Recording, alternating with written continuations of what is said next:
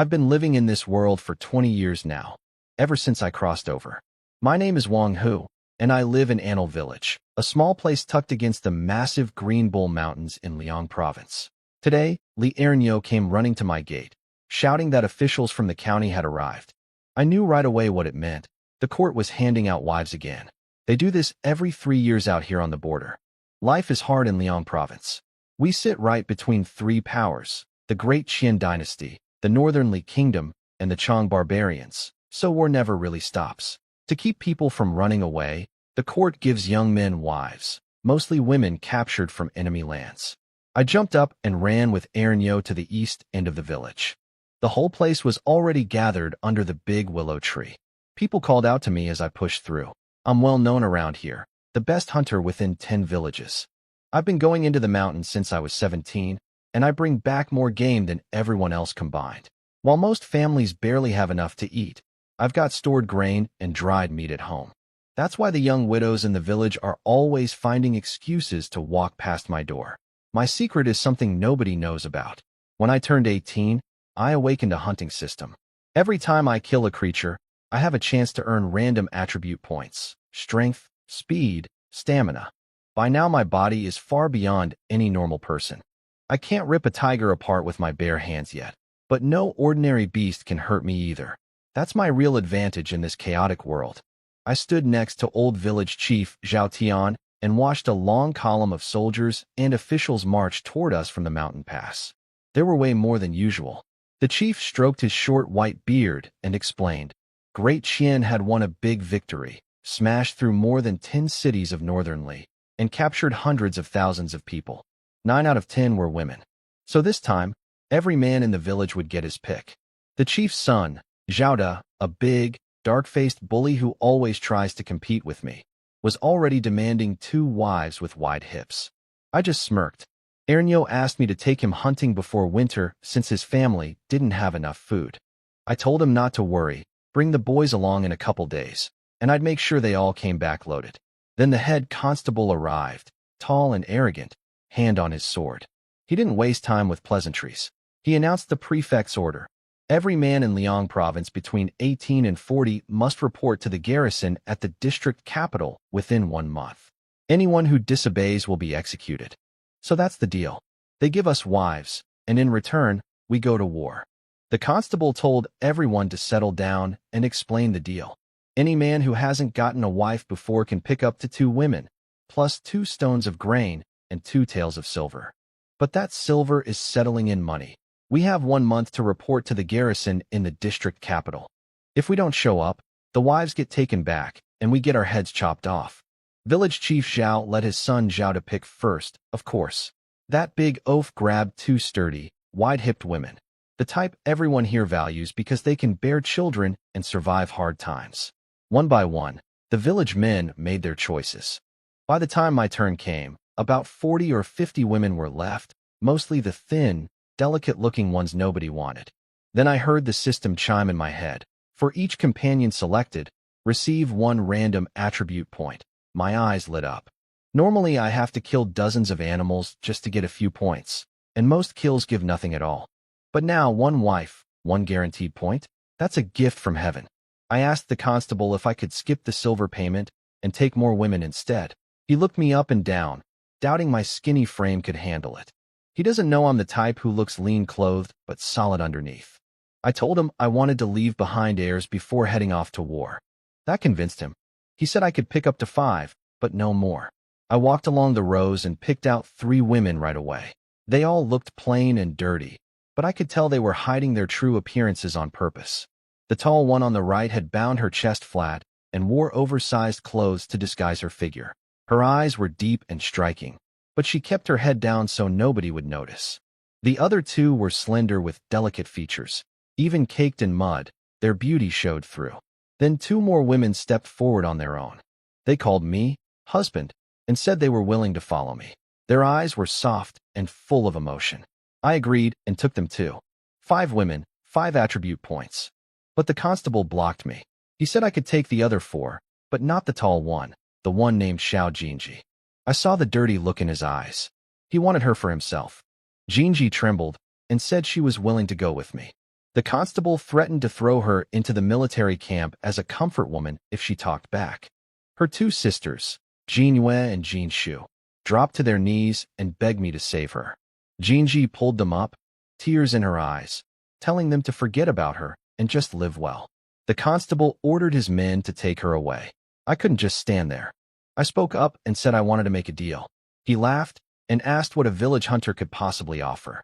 I offered 2 stones of grain. He sneered. Then I gritted my teeth and raised it to 5 taels of silver, my entire savings, enough to feed a family of 4 for 3 months. That caught his attention. He smirked and said I must really fancy this woman if I was willing to spend everything I had. I told him I just didn't want to see the sisters torn apart. The constable smirked and named his price, 10 taels of silver. I begged him to lower it, but he wouldn't budge. So I gritted my teeth, bent down, and dug out 10 taels of broken silver I'd hidden inside my pant leg. That was everything I had. He took the money, wished me a happy marriage with a mocking grin, and marched off with his men toward the next village. Old village chief Zhao stomped his foot and called me a fool, said a woman skinny as a tree trunk wasn't worth 10 taels. I just laughed and said you can't put a price on what you want. Then I called out to my 5 wives to follow me home. Behind me, I could hear Zhao seething with jealousy, muttering about how I'd never be able to feed 5 women. The chief quietly noted that once I left for the army, 5 pretty wives sitting at home alone would attract trouble. He'd also seen through Jinji's disguise by now, recognized her as a noblewoman from a wealthy family. Back at my yard, I sat down in my bamboo chair and told the 5 of them to wash up at the well. The 2 women who'd volunteered, they went right away without hesitation. But the 3 sisters just stood there. Jinji thanked me for saving her and said she'd pay back the 10 taels someday. That annoyed me. I told her she had nothing to pay me with and reminded her to call me husband, like she was supposed to. Her younger sister Jingyue tugged her sleeve and said I was a good man, that without me, she really would have ended up as a camp prostitute. The other sister, Jinshu, said their old home in Northern Li was gone and they should accept their new life. Jinji sighed, apologized, and finally called me husband. I told them to cook something. There was salted meat and rough rice in the kitchen. Their stomachs were growling so loud I could hear them from my chair. When the 5 of them came back after washing up, I couldn't believe my eyes. Every single one was beautiful. Jinji was the most stunning, tall and graceful with a face like a painting, long black hair to her waist, and those deep autumn water eyes still carrying a hint of defiance. Jingyue and Jinshu turned out to be twins, about 18, with delicate little faces full of youthful energy. The other 2, Lu Yen'er and Liang Shishir, were curvy and gorgeous, the kind of women who turn heads even without makeup. I had them line up and introduce themselves. Yen'er spoke first, 22, with a beauty mark by her lip. Then Shishir, 21, with a flirtatious charm about her. Jinji just stated her name and age, 23, voice flat and cold. Jingyue quickly explained that her sister had been about to get married back in Northern Li before being captured. She hadn't adjusted yet. Hearing that, I stood up, grabbed Jinji by the waist, tilted her chin up, and kissed her hard. She struggled, but I didn't let go until she was gasping for air. Her face turned bright red and her eyes filled with tears. I told her I didn't care about any old engagement. From today on, I was her man. She said even if I had her body, I'd never have her heart. I told her I didn't need her heart. I just needed her to carry on the Wang family line. 10 taels of silver was too much to waste. Little Jingyue quickly hugged my arm and sweetly promised that she and Jinshu would serve me well. I tapped her on the nose and told her she and her sister were the sensible ones. That evening, the sunset painted the sky red and the whole village was buzzing with excitement. Every household that got wives was celebrating. I set up 2 tables in my little fenced yard with some simple dishes and wine. Li Ernyo showed up first with a few of the younger guys. Little Ewer brought 2 grass carp. Gowa carried 2 jugs of wine. And Zhang Dashan came grinning with 2 old hens his mother sent, wishing me lots of sons. Good brothers, all of them. Then a little girl with pigtails, Tianyo, came bouncing through the gate asking for sweets. I waved her over and handed her a packet of honey candy I'd prepared. Her parents followed right behind, my 3rd uncle Wang and his wife. They're not really my blood relatives, but they've treated me like their own son ever since their two boys died young. They're only in their 40s, but look like they're 60. That's what hard living does to people out here. Third uncle couldn't believe I'd actually taken 5 wives. He started worrying about how I'd feed 6 mouths. Normal families take 1 wife. Even the village chief's family only dared take 2. I told him not to worry. I could handle 5, even 10. He shook his head and said if it got too hard, I could always sell a few. I just laughed it off. I sent him in third and inside to the main room to sit in the seats of honor, then went to fetch my brides. When I pushed open the door to the west room, the 5 of them were sitting around a wooden table with very different expressions. Jinji looked resigned, like she'd accepted her fate. The twins Jinyue and Jinshu were blushing with girlish shyness. Yin'er and Shirshir had confident little smiles on their faces, looking at me with bold, expectant eyes. I'll admit, I'm not a bad-looking man. 6'2", solid build, strong features with a touch of refinement. Matchmakers used to come knocking all the time, but they only ever offered me big, stocky farm girls. Not my type. That's why I'd stayed single until now. Jinyue picked up a red cloth from the table and draped it over Jinji's head as a bridal veil. Then she and Jinshu covered each other. Yin'er and Shirshir did the same. The veils were really just red square cloths I'd cut. I couldn't afford real wedding dresses. I'd thought about getting proper red gowns for all 5, but with less than 10 taels left to my name, that would have emptied the kitchen. They'd need everyday clothes too. All they had were the rags on their backs. My women were going to eat full meals and were proper clothes. That much I swore. I gave them a long red cord to hold together, and we walked into the main room where third uncle and his wife sat waiting. Little Yurur stood up front as our ceremony master and called out the vows in his most serious voice. First bow, to heaven and earth. Second bow, to the elders. Third bow, husband and wives face each other. Then, off to the bridal chamber. Just like that, with a few bows and a strip of red cloth, I married 5 women in one night. I told my 5 brides to rest in the wedding room while I went back outside to drink with the boys. When they walked in and saw the bed, they must have been surprised. I'd built a huge platform bed out of mud bricks, big enough for 10 people. I'll admit, I'd been thinking ahead. While I was drinking outside, the women were getting to know each other. From what I learned later, Jinji finally came around. The others talked sense into her. Yin'er pointed out that I'd spent a fortune to save her from the constable, and asked what she thought would happen if she kept pushing me away. Would she rather be sold to a brothel or another family? Jinji admitted she'd been ungrateful and let go of her stubbornness. Yin'er and Shirshir revealed they'd been singing girls at the governor's mansion back in Qinghe. Entertainers, not noble ladies. They put themselves below the 3 sisters in status, since Jinji came from a good family and was still untouched. Jinji was gracious about it and said they were all sisters now, all in the same boat, and should look after each other. They agreed that Jinji would be the head wife.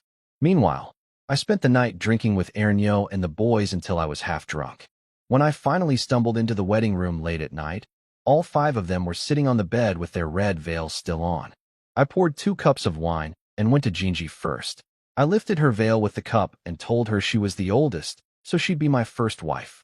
She blushed and called me shameless, but she took the cup and drank the wedding toast with me. Then I lifted the veils of the other 4, one by one. Her beautiful blushing faces stared back at me. I blew out the red candle, pushed Jinji down onto the bed, and kissed her before she could protest. In the darkness, I whispered that I'd treat her well. She closed her eyes, tears sliding down her cheeks, and asked me to be gentle. I didn't wake up until late the next morning. Looking at the bed, I saw 3 spots of red on the sheets. All 3 sisters had been pure. Yin'er and Shirshir, I'd already figured were experienced, given their background, and that didn't bother me. I sat on the edge of the bed feeling pretty proud of myself. 5 wedding nights in one, not bad at all. But then reality crept back in. This life of sharing a big warm bed with 5 beautiful wives would only last 1 month. After that, I'd have to report to the garrison. I shook my head, put on my shoes, and walked outside.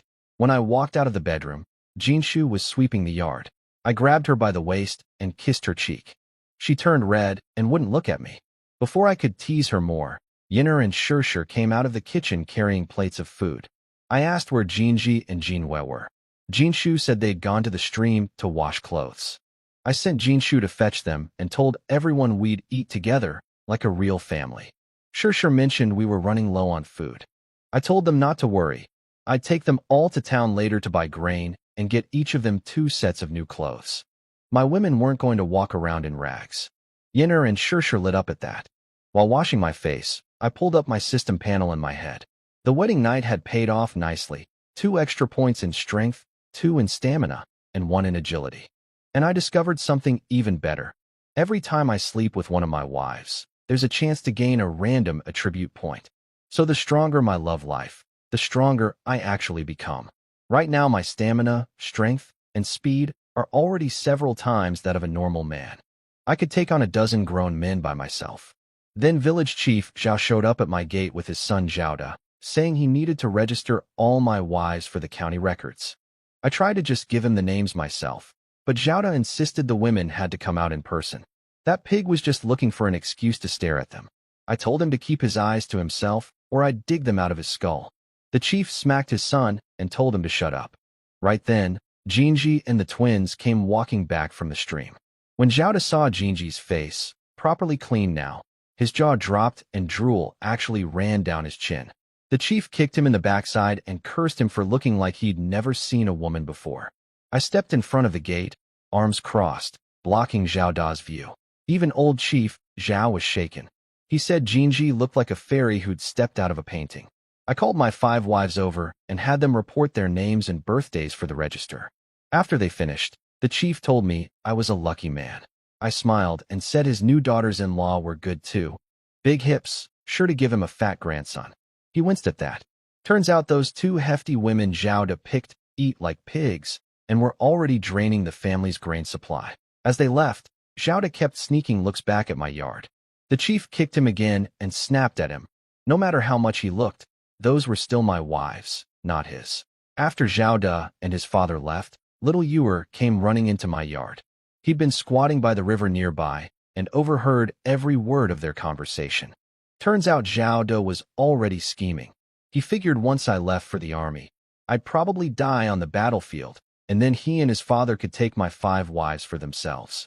The old chief told him to wait and be patient, but didn't exactly say no. Zhaoda's uncle works as a clerk at the county office, and he'd already pulled strings to keep Zhaoda from being drafted.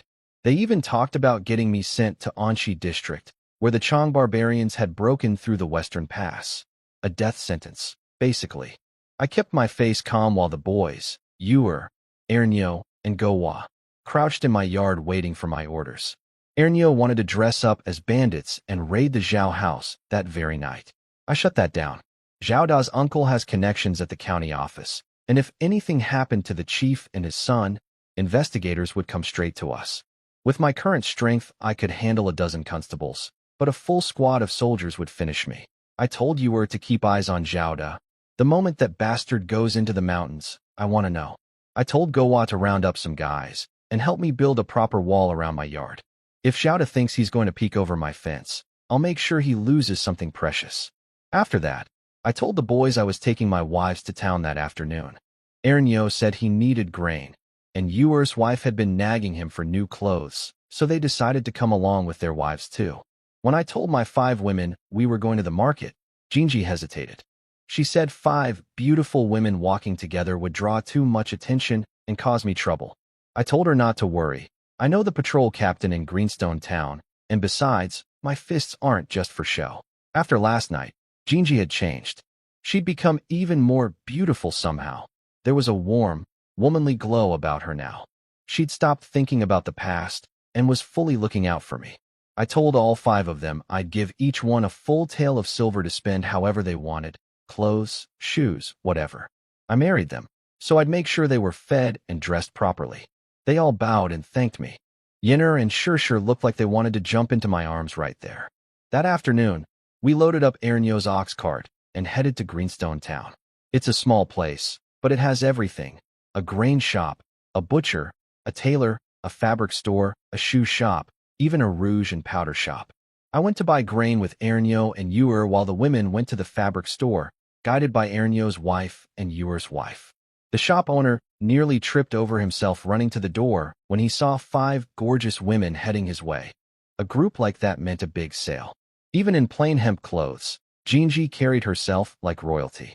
The man could tell these weren't ordinary village women. At the fabric shop, Jinji picked out white cotton and gray hemp cloth, enough for 2 outfits each. She handled the haggling like someone who'd done it her whole life, calculating the cost, arranging tailoring, setting a pickup date. The twins chose matching fabrics. Then Jinshu pointed at her worn-out shoes with her toes poking through and said she needed new ones. Jinyue counted what was left of the silver I'd given them and said there was enough for 2 pairs of shoes each. Ernyo's wife and Yuer's wife were jealous. Yuer's wife grumbled that her husband only gave her 300 coins. Ernyo's wife said if her man had half my ability, she'd burn incense to the gods. Jinji smiled warmly and offered to buy both women a pair of shoes as thanks for showing them around. That made them light up instantly. My first wife already knew how to win people over. While the women were shopping, trouble was brewing. 5 drunk thugs at a tavern had spotted my wives walking past. Their leader was a big man with a bushy beard, and his crew included a bald guy, a short fat one, a tall brute, and a young punk with a scar on his face.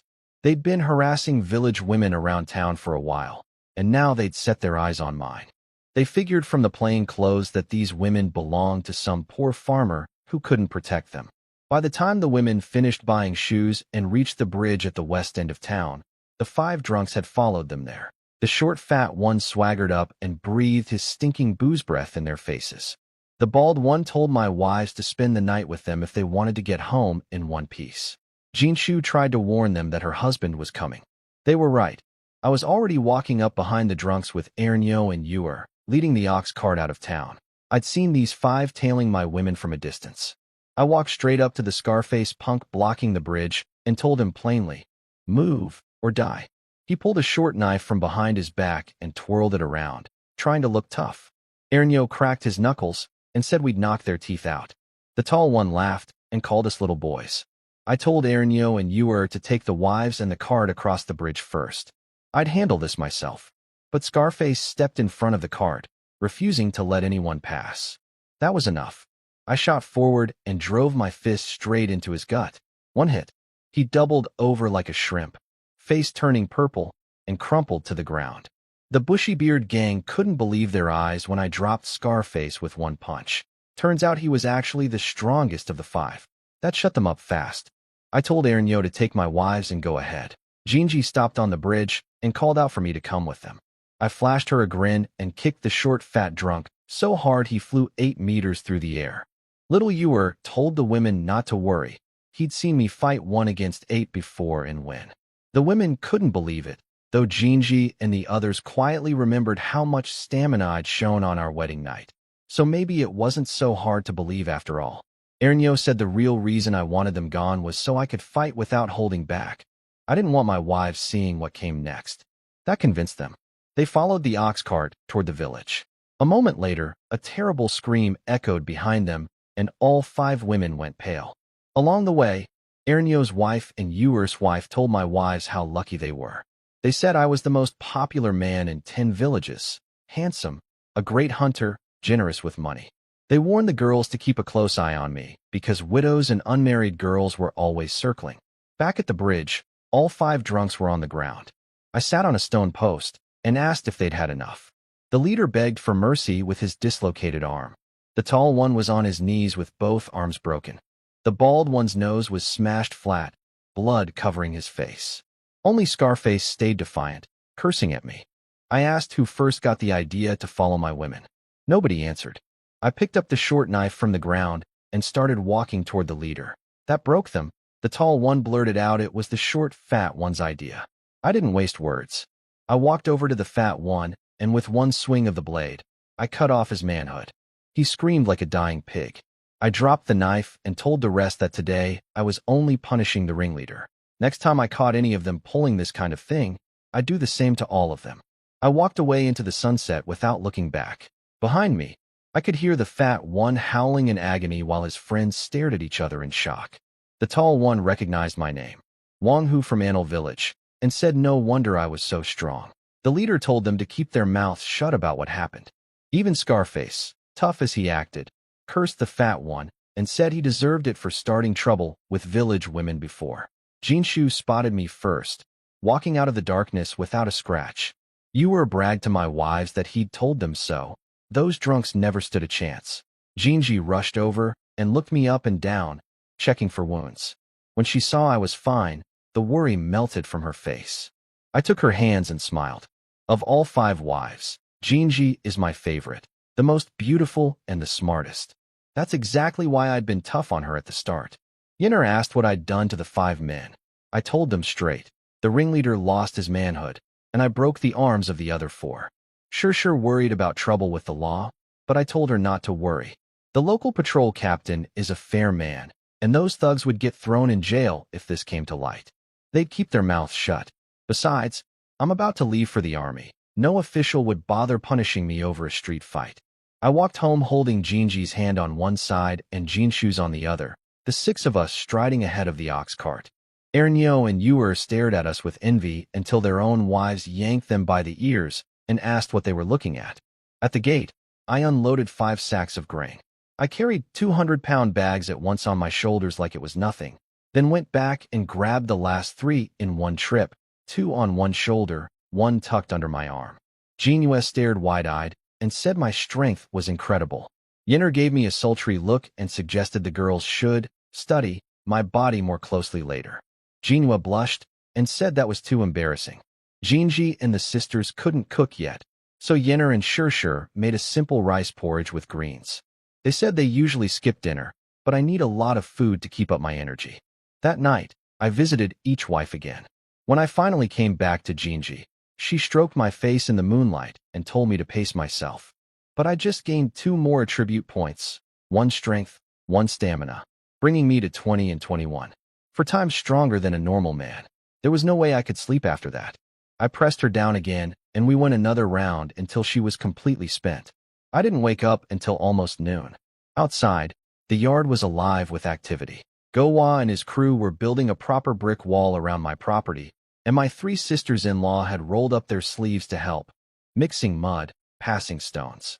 On the other side of the yard, Yenner and Shur were cooking lunch, and the smell of meat drifted from the kitchen.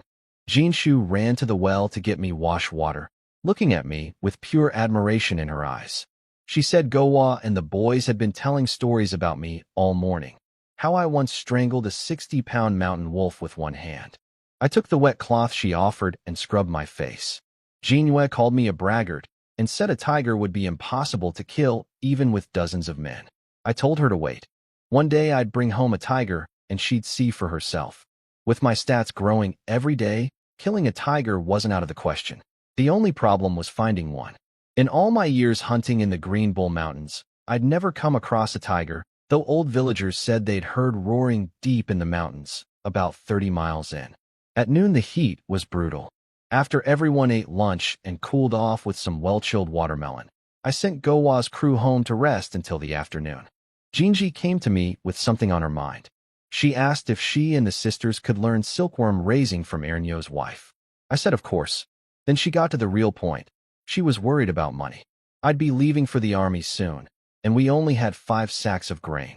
Autumn was coming, silkworms wouldn't survive the cold, and none of the women knew how to hunt or farm. How would they get through winter? I told her I'd buy more grain before I left, and make several hunting trips into the mountains to stock up.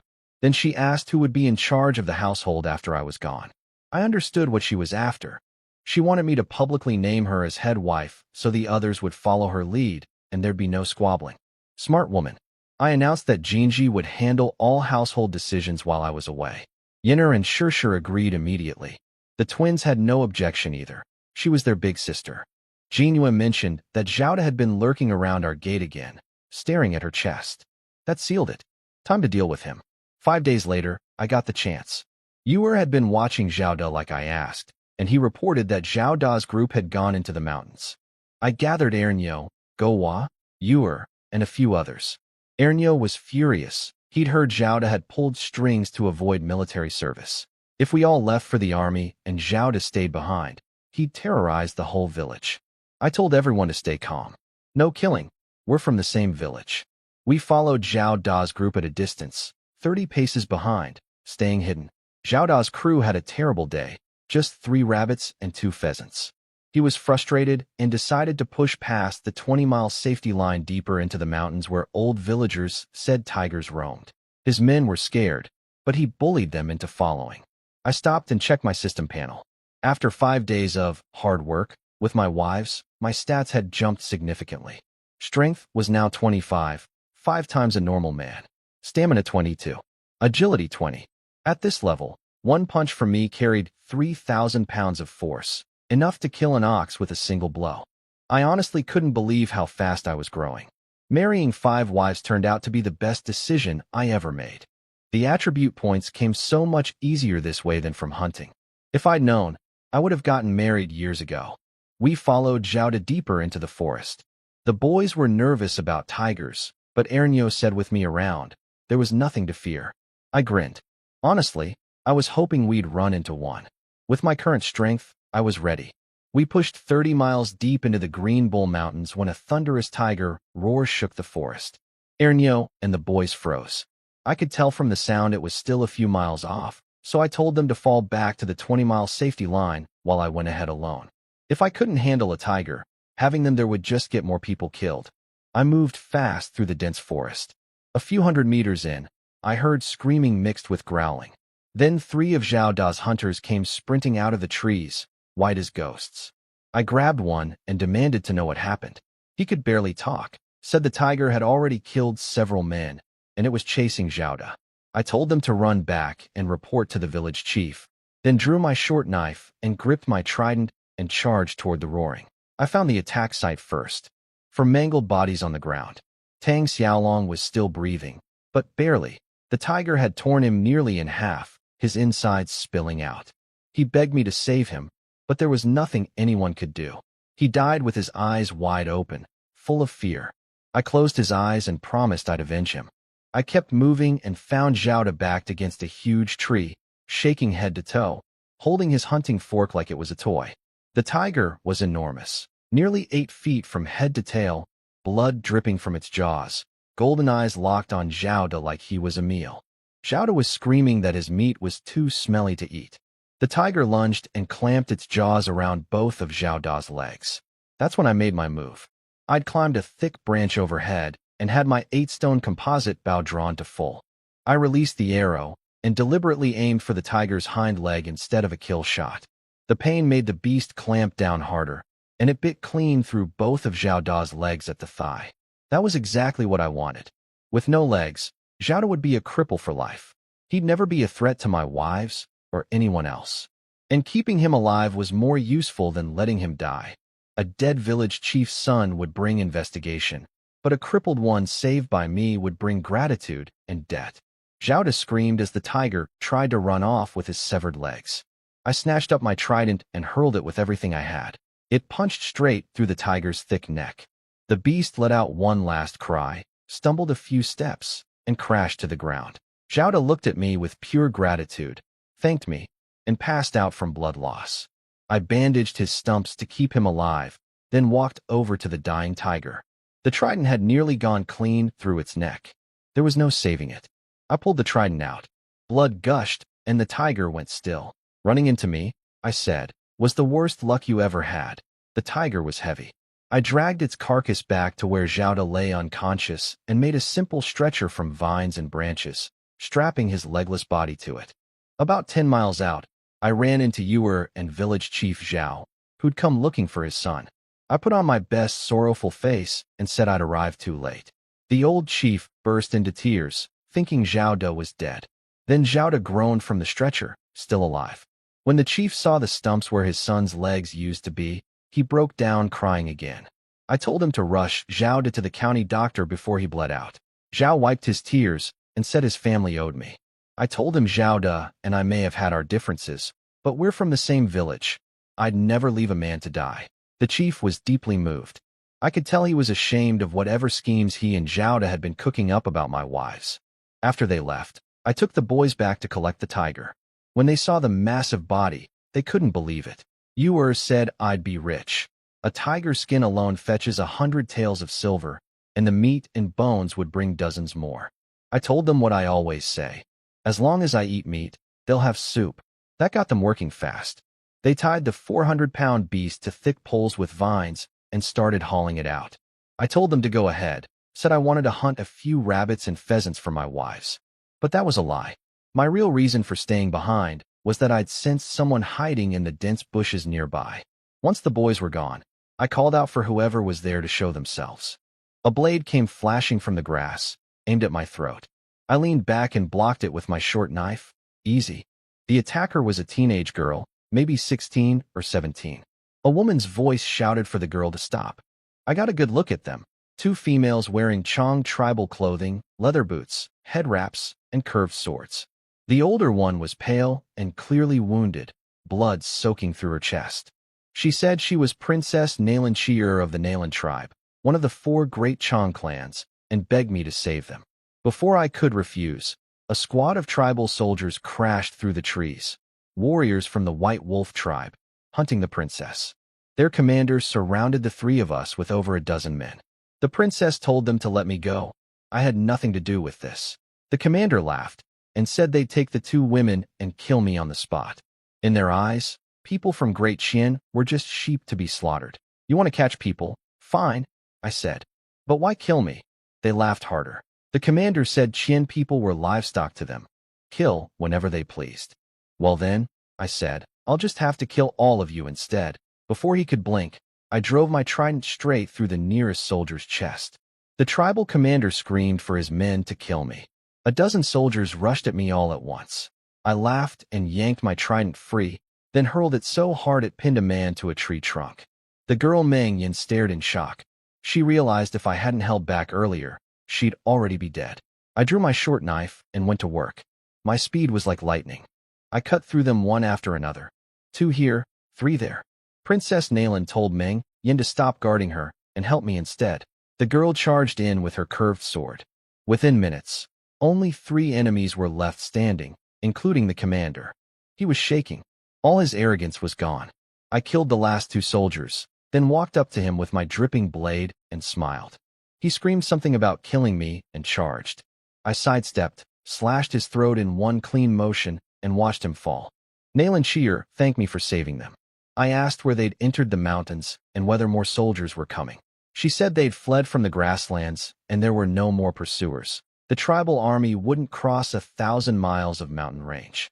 Good enough. I told them they were free to go, then crouched down to search the dead commander's body for valuables. All I found was a pink undergarment. I tossed it away in disgust. That's when the princess pulled out a gold disc the size of a child's palm and offered it to me if I'd guide them out of the mountains. I stared at it, briefly considering whether to just grab it and run.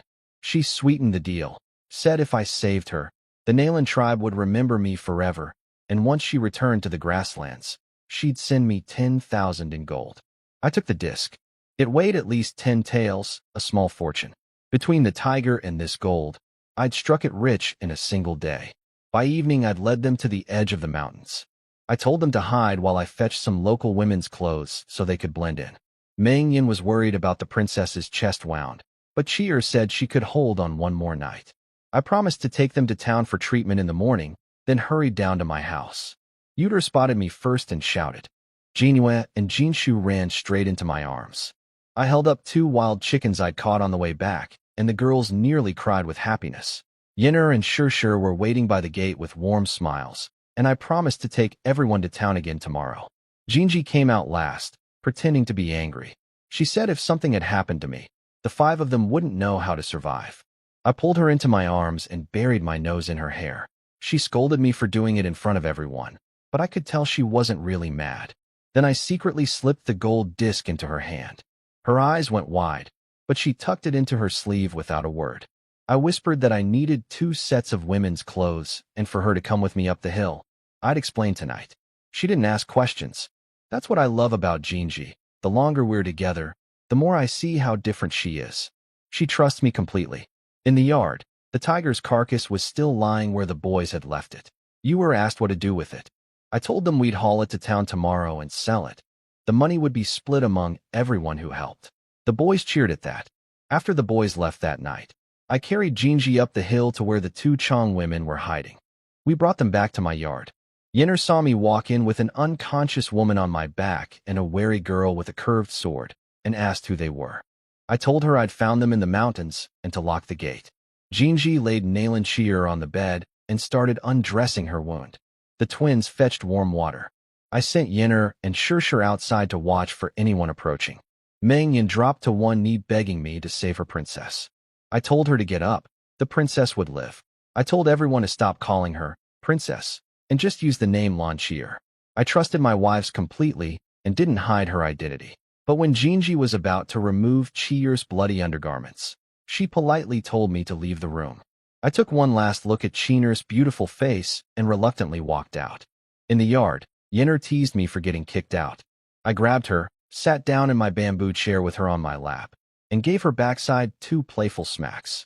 She blushed and called me husband in that bewitching voice of hers.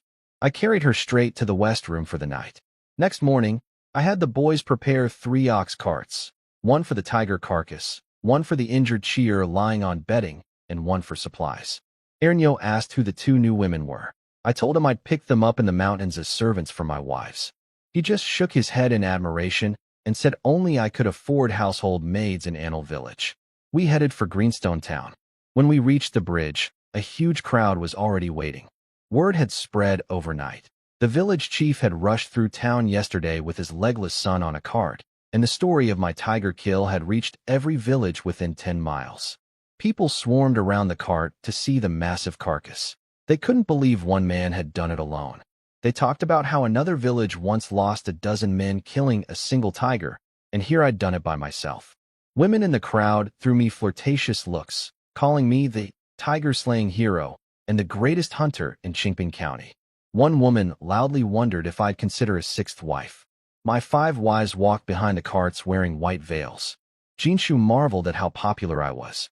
Jinyue lifted her chin proudly, enjoying the jealous stares from other women.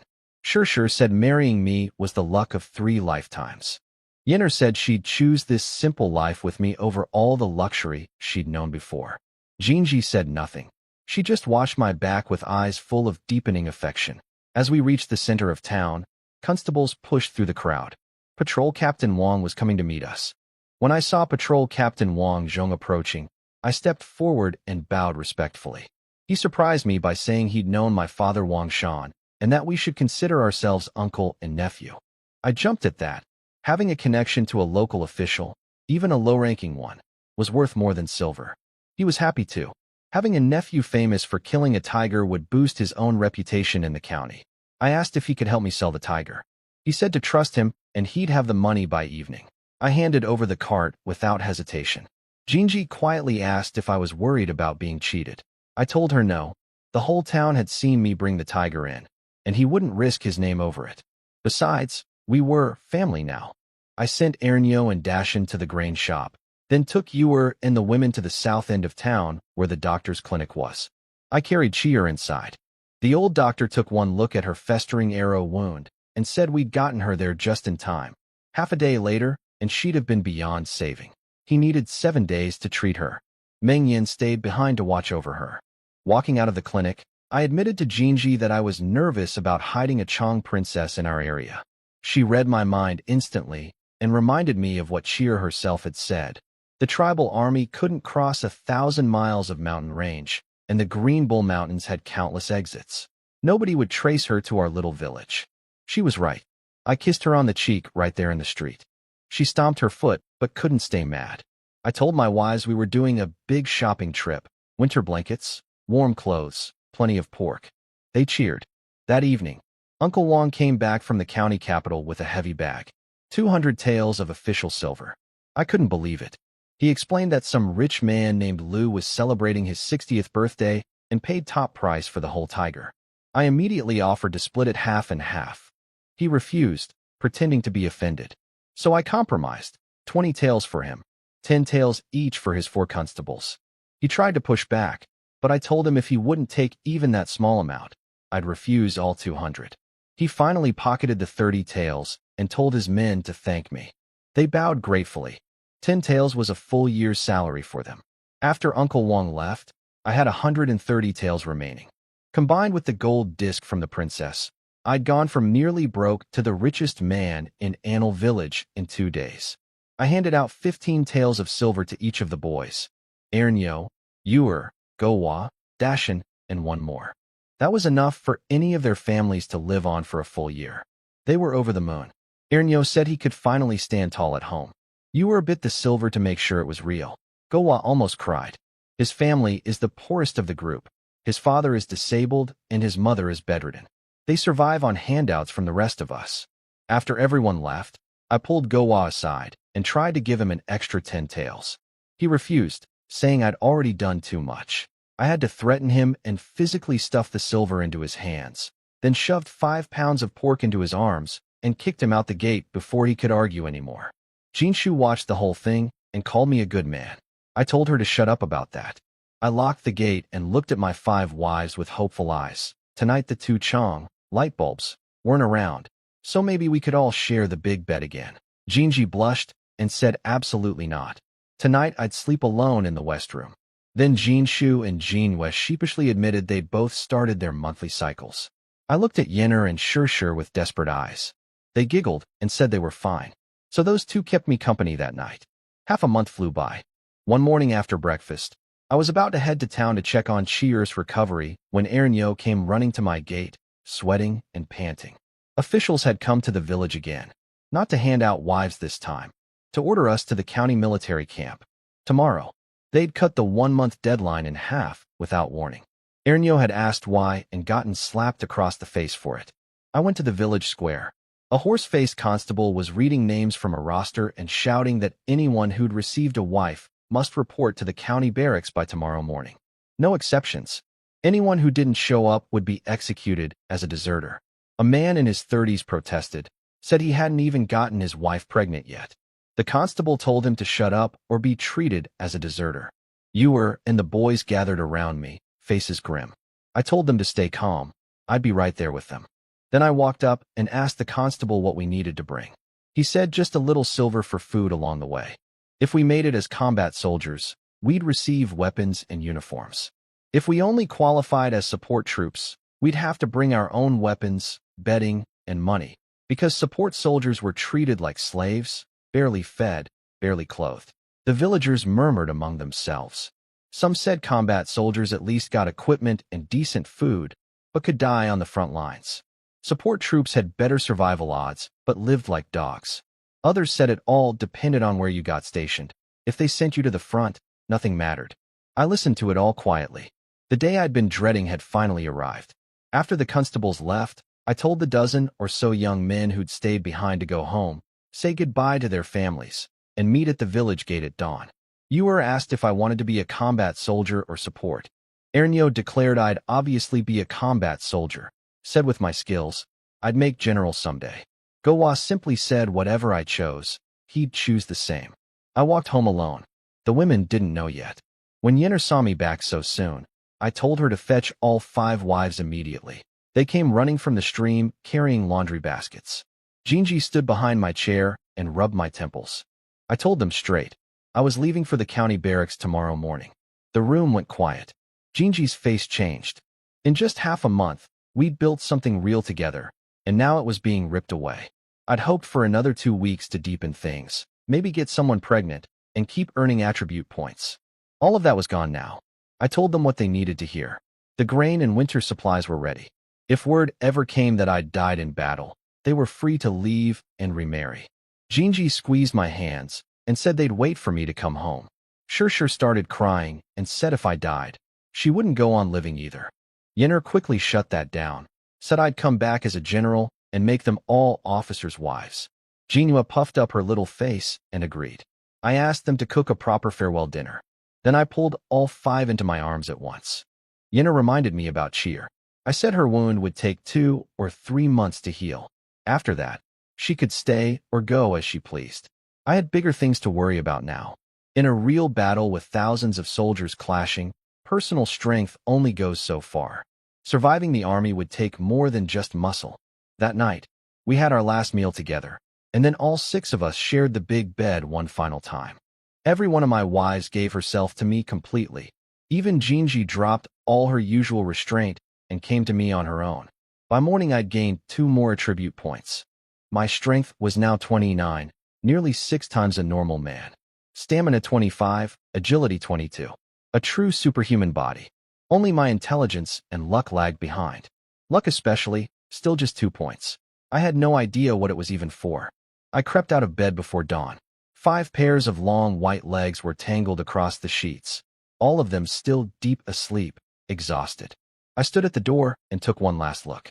Goodbye, my wives. They were all awake, I found out later. Jinshu clung to Jinji's neck and whispered that I was really gone. Jinji, still flushed from the night before, said quietly that I'd come back. Yenner stared at the ceiling wondering when that would be. At the village gate, the boys were already gathered under the willow tree. Ernyo grinned when he saw me coming with my pack and short knife. I didn't waste time on speeches. I waved my hand and said one word, move. 15 of us, the strongest young men in Anil village, marched toward Qingping County. 30 miles on foot took us about 4 hours.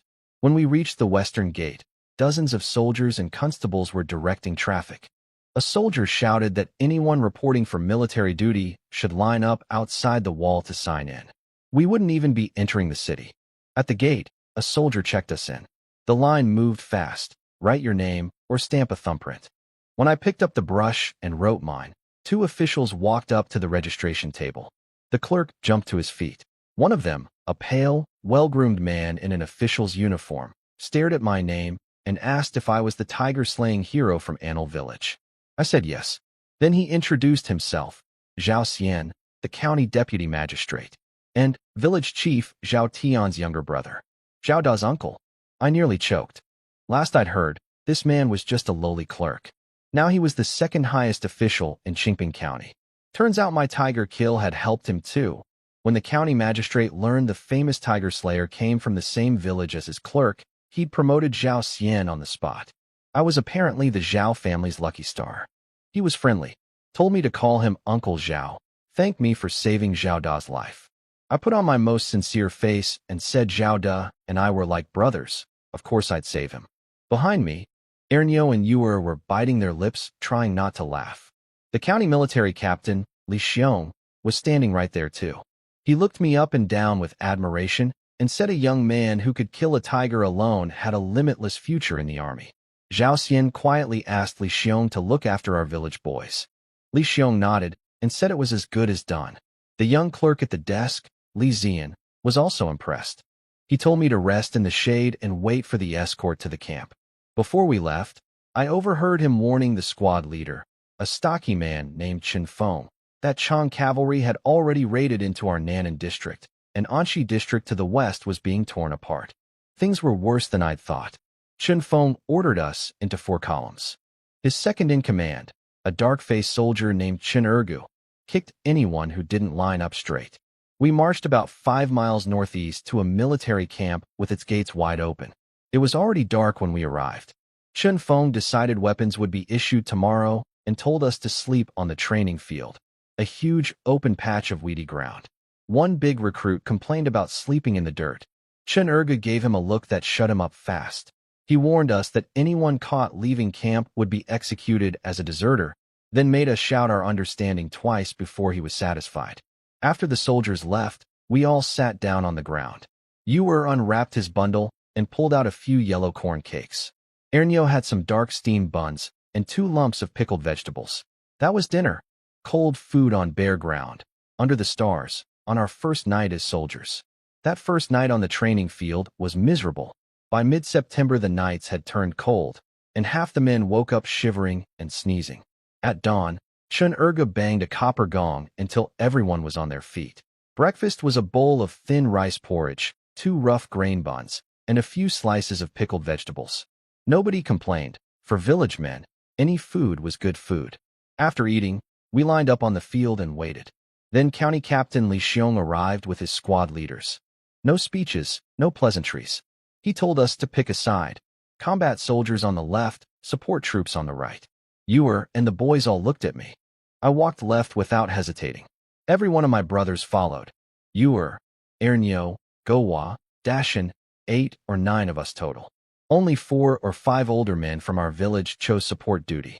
Combat soldiers each got a proper spear and a military uniform. Support troops got a cheap long pike and a hemp shirt. The difference in quality was obvious. Then Li Xiong dropped the real news. After 3 days of training here, we wouldn't be going to Nan'an District, as everyone expected. We were being sent to Anxi District, the Western Front, where Chang cavalry had already smashed through the mountain pass and were rampaging across the countryside. The field erupted. Men shouted that this was a death sentence. Nobody here had real training. The Chang horsemen were fierce warriors, and with the Western Pass fallen, there was nothing to hide behind. Li Xiong's face went dark. He roared for silence.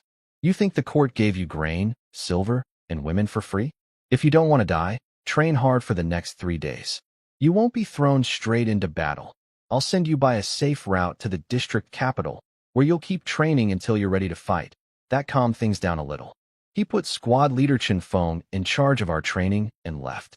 Chen Feng immediately dumped the work on Chun Ergu and walked off with the other squad leaders. For 3 days, Ergu drilled us from morning to dusk, forming circular defensive formations, square attack formations, basic spear work. By the 3rd morning, when Li Xiong came back to inspect, nearly 400 of us could move in organized blocks. He seemed satisfied. Chen Feng stood at attention and reported, 386 recruits, all present. Li Xiong ordered him to march us to Anxi district capital within 7 days. Ergu bellowed for everyone to grab their packs and assemble at the camp gate. The men shouted back in unison. We actually sounded like soldiers for the first time. As the crowd broke up, Chen Feng called my name and told me to stay behind. After the others left, Chen Feng pulled me aside and asked quietly if I wanted to stay behind in the county. He said he and Captain Li could arrange it. I wouldn't have to go to Anxi. I looked at Ernyo and the boys walking toward the gate, their packs on their backs, and told him no. I was going to Anxi. He warned me it was chaos out there, Chang horsemen raiding everywhere. I told him my mind was made up. He slapped my shoulder and said I had real courage. You were asked what that was about. I told him the squad leader just wanted me to keep you idiots in line on the march. You were grumbled that we weren't deserters. At the camp gate, Deputy Magistrate Zhao Xian reminded Chen Feng to watch over his village nephews. Captain Li Xiong looked grim.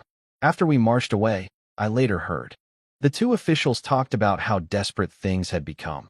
Qingping County had only 30,000 households left, and less than 20% of the men were still available.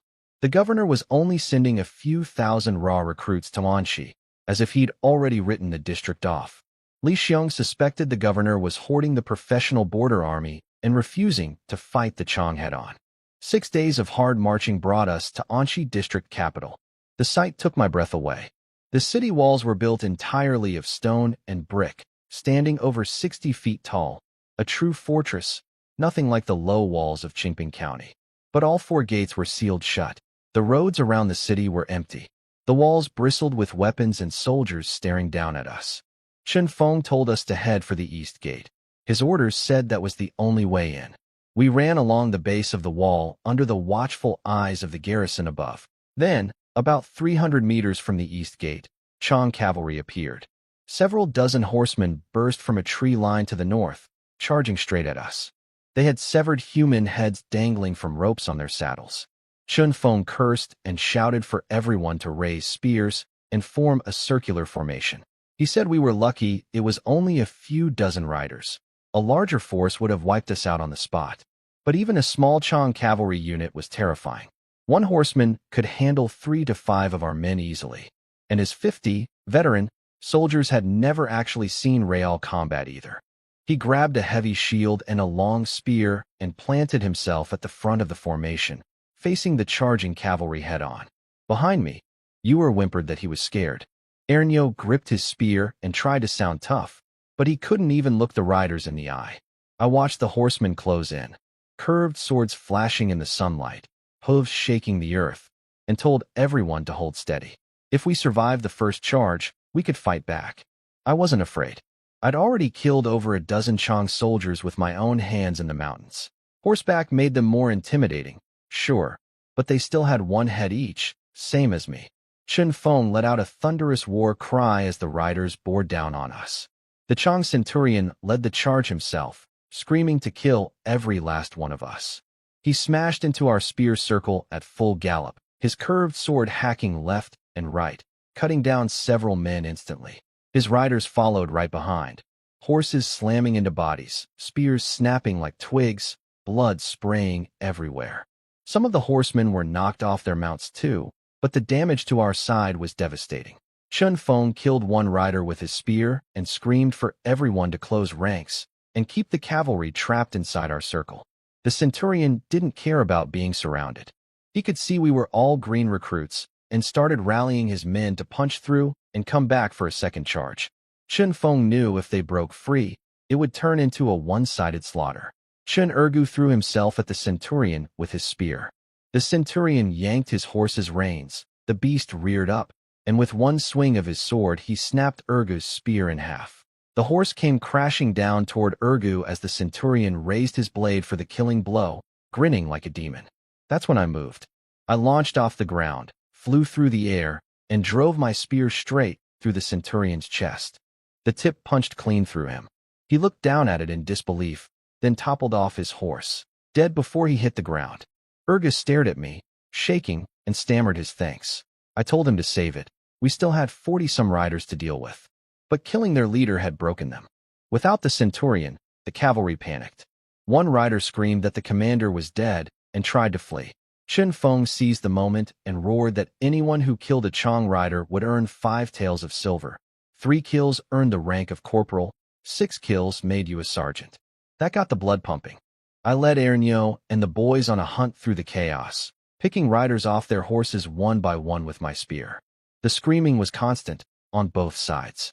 When it was over, more than 30 Chong bodies littered the ground. Only about a dozen riders escaped. But we'd lost 70 or 80 men ourselves, killed or badly wounded. It was brutal. Chun Feng ordered us to grab the wounded, cut off the enemy heads as proof, and run for the city gate. He was afraid reinforcements would come. A young officer on the wall challenged us. Chun Feng shouted our identification, Nan'an District, Qingping County, and gave the password. The gates swung open, and we poured inside. Minutes after the last man crossed the threshold, the earth began to shake.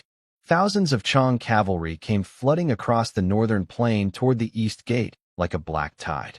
Ergu bent over gasping and said if we'd been even a little slower, we'd all be dead outside those walls. Chun Feng looked at me and said the whole thing had turned on my one spear thrust. Without it, 9 out of 10 of us would have died. I told him it was everyone's effort. The young officer came down from the wall and introduced himself. He'd watched the entire fight from above and was impressed. He hadn't expected a few hundred raw recruits to not only survive a cavalry charge, but kill most of the attackers. He told Chun Feng to bring us to the north camp, where the district governor would assign us once reinforcements from other counties arrived. His tone was respectful, a courtesy we'd earned with blood. Inside the city, the streets were packed with refugees. Makeshift tents lined every wall, filled with women and children staring blankly at nothing. Ergu cursed the Chong riders. Ernyo swore we'd drive every last one of them out of Liang province. The young officer, whose name turned out to be Lu Zhengbei, walked beside me and asked my name. I told him. He smiled and said the name suited me. Fierce as a tiger indeed. Then he suddenly stopped. Up ahead, a burly officer named Zhou Mang was harassing a woman in a white dress and veil who'd set up a porridge stand to feed refugees. Zhou Mang claimed the city commander had just issued an order banning private relief efforts and ordered his soldiers to smash the stand and chase the refugees away. The woman, Lu Jingbei's younger sister, Lu Rushua, said she'd never heard of such an order. That's when I realized the young officer who'd led us through the gate was actually her brother. Lu Zhengbei stepped forward and confronted Zhou Mang, calling the order a lie. Zhou Mang sneered. His uncle was the district military commander, the highest authority in Anxi. He didn't bother hiding that the real reason was his obsession with Lu Rushua. He'd wanted her for a long time and was using this as an excuse. When Zhengbei refused to hand over his sister, Zhou Mang ordered his dozen soldiers to attack. The two groups clashed. Zhengbei fought hard, but Zhou Mang was stronger, a 4th-rank blood chi martial artist against Zhengbei's 3rd-rank bone forging level. One devastating punch sent Zhengbei crashing to the ground, coughing blood, his internal organs damaged. He couldn't get back up. Zhou Mang gloated and walked toward Rushua, saying once he'd had his way with her, The Liu family would have no choice but to agree to a marriage. She backed away, terrified, telling him he had no right. He reached for her veil, saying he wanted to see if the #1 beauty of Anxi lived up to her reputation. She stumbled backward over a bench. I was already moving. I caught her before she hit the ground, one arm around her waist. She opened her eyes and found my face inches from hers. Her cheeks flushed red, and she couldn't look me in the eye. She thanked me quietly. Zhou Meng was furious, demanded to know where this mud-legged peasant had come from. Chen Feng stepped in carefully, bowing and explaining we were new recruits from Qingping County. He tried to stay neutral. Both Zhou Meng and Zheng Bei were captains commanding 1,000 men each, far above our rank. Zhou Meng told us to get lost, but I was still holding Ruxue, and I couldn't keep my mouth shut. "Sir," I said, loud enough for everyone to hear, "snatching a woman in broad daylight doesn't seem very appropriate, does it?" Zhou Meng glared at me like he wanted to eat me alive. Asked who I thought I was. I told him calmly that I was just a new recruit who happened to kill a Chang centurion. He laughed in my face, said there was no way a green soldier could take down a battle-hardened cavalry officer. I corrected him. Not just the centurion, 13 other riders too. Just now, outside the east gate. He turned to Zheng Bei and demanded to know if it was true. Zheng Bei smirked through his bloody lip and said that's exactly why he'd left his post to personally escort us to camp. Zhou Meng still didn't believe it, so Chen Feng signaled our men to bring forward the proof. 34 severed Chang heads, one by one. That changed everything. The refugees lining the street erupted. People screamed with joy, wept for their dead parents, and shouted that we were heroes. Some young men declared they wanted to enlist on the spot. The crowd surged toward us. Zhou Meng saw the mob forming and knew if he pushed further, he'd spark a riot. He snarled at Zheng Bei that he'd gotten lucky today, then stormed off with his men. That's when I realized I was still holding Ruxue's waist. She asked me, very quietly, if I could let go now. I apologized and released her, though honestly I wasn't sorry at all. Zheng Bei thanked me formally for saving his sister. He promised to report the battle to the district governor himself and make sure we all received proper credit. Then he handed his command token to a guard named Lu Eru and told him to lead us to the north camp while he took Ruxue home. Before leaving, Ruxue stole one last glance at me. I watched them go until Chen Feng elbowed me and told me to stop staring. At the north camp, the gate guards didn't believe us at first, but when they saw the heads in Ernyo's and Yuer's hands, their jaws dropped. They waved us through. Within an hour, the whole camp knew what we'd done. Thousands of soldiers, new and veteran, crowded the training field to stare at the pile of 34 heads. The gossip was intense. Apparently, another group of 500 recruits had arrived the day before and been hit by a similar-sized Chang patrol. They'd lost more than half their men and fewer than 200 made it inside the walls. Compared to them, our performance was almost unbelievable. The deputy camp commander, Zheng Yuanshan, came rushing over. He stared at the heads, asked Chen Feng if it was really true, and when Chen Feng confirmed it, he said, "Good," 3 times in a row. He ordered a full battle report written up immediately. Chen Feng admitted he couldn't write. Zheng laughed and said he just needed to dictate. There were scribes in camp. He promised the report would reach the district governor and the camp commander by tonight, and told us to wait for our rewards. We stood at attention on that training field, 300 of us, back straight, filthy and bloodied, while every soldier in the camp looked at us with respect. It felt good. 34 heads at 5 taels each, 170 taels of silver. But more than the money, we'd proven something. We weren't just village farmers anymore. That night around the campfire, Chen Feng gave us the grim numbers. We'd killed over 30 Chang riders, but we'd lost 13 veteran soldiers and 39 recruits. Another dozen or so were badly wounded. Gowa sat there with a bandaged shoulder, pale-faced. Ergu laid his sword across his knees and admitted the Chang cavalry were truly fearsome. I summed it up simply. Infantry against cavalry is always a disadvantage, and we were all green. The fact that we won it all was remarkable. Chen Feng said that by imperial military standards, killing a Chang centurion earned 100 taels of silver and promotion to squad leader, 8th rank.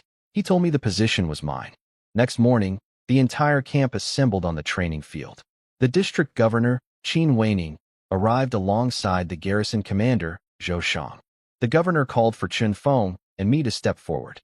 He looked me over and asked if I was the one who'd killed the White Wolf Centurion with a single spear thrust. I confirmed it. He nodded with satisfaction and announced the reward, 100 taels and the rank of squad leader. Then Zhou Mang stepped out of formation and objected. He said he didn't believe a raw recruit could kill a third-rank warrior. He demanded proof.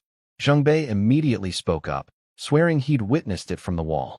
But Commander Zhou Shang, Zhou Mang's uncle, smoothly suggested that Zheng Bei might have been mistaken in the chaos. He proposed a simple test. Let me fight Zhou Mang. If I could beat him, my claim would be proven. Zheng Bei pulled me aside and warned me not to accept. Zhou Mang was a fourth-rank blood chi martial artist, stronger than the centurion I'd killed. He said I had no chance. I thanked him for the warning, then turned to the governor and said I accepted the challenge. Zhou Mang laughed and said if I could survive 10 of his strikes, he'd admit I won. I looked him dead in the eye and told him I'd beat him in 3. He drew his long saber and charged, slashing at my neck. Too slow. I sidestepped and appeared 2 meters behind him. He spun and swung at my waist. Still too slow. I stepped back easily. The crowd started counting. 2 strikes. Both missed completely. Zhou Mang was getting desperate. He screamed at me to stop running and fight like a man. I smiled and said fine. I stomped the ground, launched myself into the air, and swung my spear like a massive hammer straight down at his head. He raised his saber to block. Metal crashed against metal with a sound that rang across the entire field. The impact was so violent, it drove Zhou Mang stumbling backward over a dozen steps. Thousands of soldiers watched in stunned silence. Zhou Mang's hands were shaking. He could barely hold his saber. He stared at me and said I must be a 5th-rank blood ignition martial artist. I had no idea what he was talking about.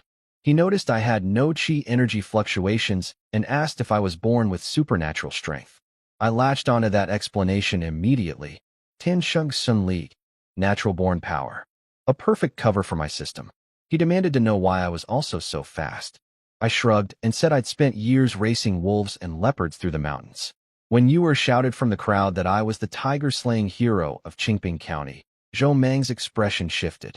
Hunters were prized in the Liang province military. Strong, sharp-eyed, tough. That explained a lot to him. But his pride wouldn't let it go.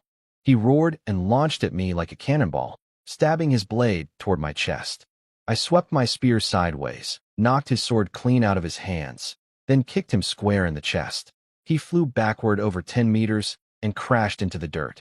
Before he could get up, I was already standing over him with my spear tip 3 inches from his throat. He gritted his teeth and admitted I'd won. The whole field exploded, thousands of soldiers cheering, shouting that they'd never seen a recruit defeat a captain before. I turned to walk up the platform and claim my reward. Then behind me, die. Pure instinct. I spun and thrust my spear backward without thinking. The blade sank 3 inches into Zhou Mang's chest. When I looked, I realized he'd charged at me barehanded. He'd done it on purpose, let himself get stabbed so his uncle could accuse me of attempted murder. Commander Zhou Shang erupted, calling me a criminal and ordering his guards to arrest me. Governor Qin stopped them and said it was clearly self-defense. Zhou Mang was carried away smiling through bloody teeth, whispering that my reward was finished. I understood his game now. He'd sacrificed his own flesh to set a trap. I memorized his face and swore to myself, someday I'd kill him for real. Zhou Shang pushed hard, arguing that Zhou Mang had been unarmed and I'd struck a lethal blow deliberately. Zheng Bei defended me, and Chen Feng led all 300 of our men to kneel and vouch for me. Governor Qin told Zhou Shang quietly not to break the soldiers' morale over this. Zhou Shang backed off. He'd already gotten what he wanted. The governor announced the compromise. My merits and offense canceled each other out. Instead of squad leader, I'd be demoted to sergeant, a lower rank. But I'd still get the 100 taels of silver. He asked if I accepted. I bowed and said I did. There was nothing else to say. After the ceremony, Zhou Shang made his next move. He recommended sending Zheng Bei with 1,500 soldiers to reinforce Copper Mountain Fort, a real assignment, but also a way to remove Zheng Bei from the city and away from his sister. Then he suggested our 300 Qingping soldiers be sent to Ningxuan Fort to fill their manpower gap. Governor Qin hesitated. We were all raw recruits, but Zhou Shang argued we'd proven ourselves outside the walls, and Ningxia Fort was built on a mountain, easy to defend. A good place to temper new soldiers. The governor agreed. Just like that, we were being shipped to the frontier. Zhou Shang formally issued the orders. In 3 days, Chen Feng and I would lead our 300 Qingping soldiers to reinforce Ningxia Fort. Zheng Bei would take 1,500 men to Copper Mountain Fort. We'd barely set foot in the city and were already being thrown out. Obviously, Zhou Shang wanted us gone and wanted Zheng Bei separated from his sister. But we had no power to argue. Chen Feng and I bowed and accepted. After the officials left, Zheng Bei came over looking guilty. He said it was his fault we'd been dragged into this. Chen Feng asked what Ningxia Fort actually was. Zheng Bei explained it was a military outpost built on a mountain about 30 miles south of the fallen West Mountain Pass. It used to be a major iron mining site with a 1,000-man garrison, but production had dropped and it was downgraded to just 200 soldiers. He suspected it had already been hit by Chang raiders. Otherwise, Zhou Shang wouldn't be sending 300 raw recruits to reinforce it. Chen Feng asked how we'd get there with Chang cavalry roaming everywhere. Zheng Bei and I answered at the same time. Travel by night, hide by day. Zheng Bei said his father wanted to meet me and invited me to his home that evening. I agreed. After he left, Yuer complained that we should have fought harder for my squad leader rank. I told him we were nobodies here. Getting a sergeant position and 100 taels was already more than we deserved from people who wanted us dead.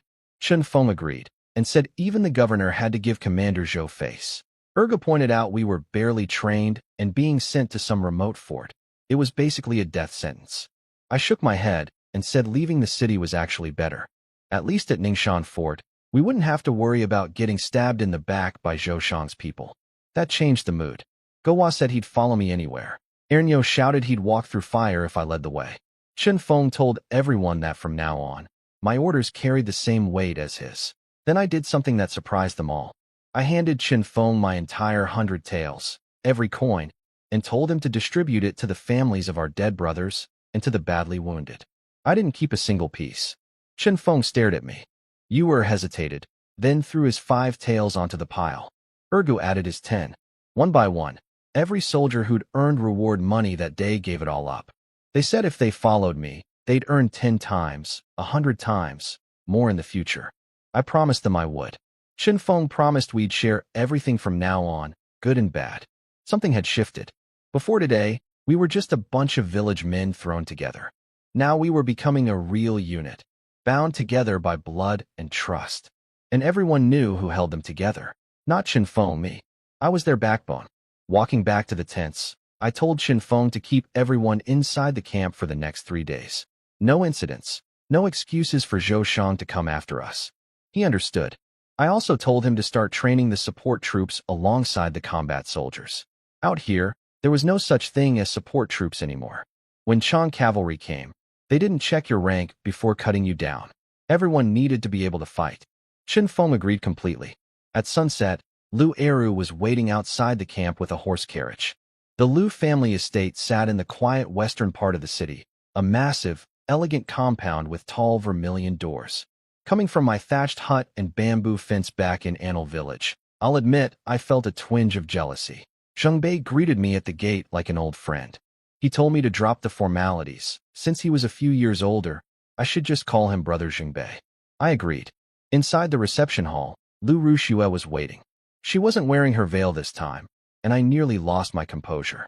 Her face was flawless, pale skin with a natural blush, soft pink lips, and those upturned peach blossom eyes with dark pupils that sparkled like black jade in clear water. Even without a trace of makeup, she'd outshine every celebrity I remembered from my previous life. The title of Anshi's #1 beauty was well-deserved.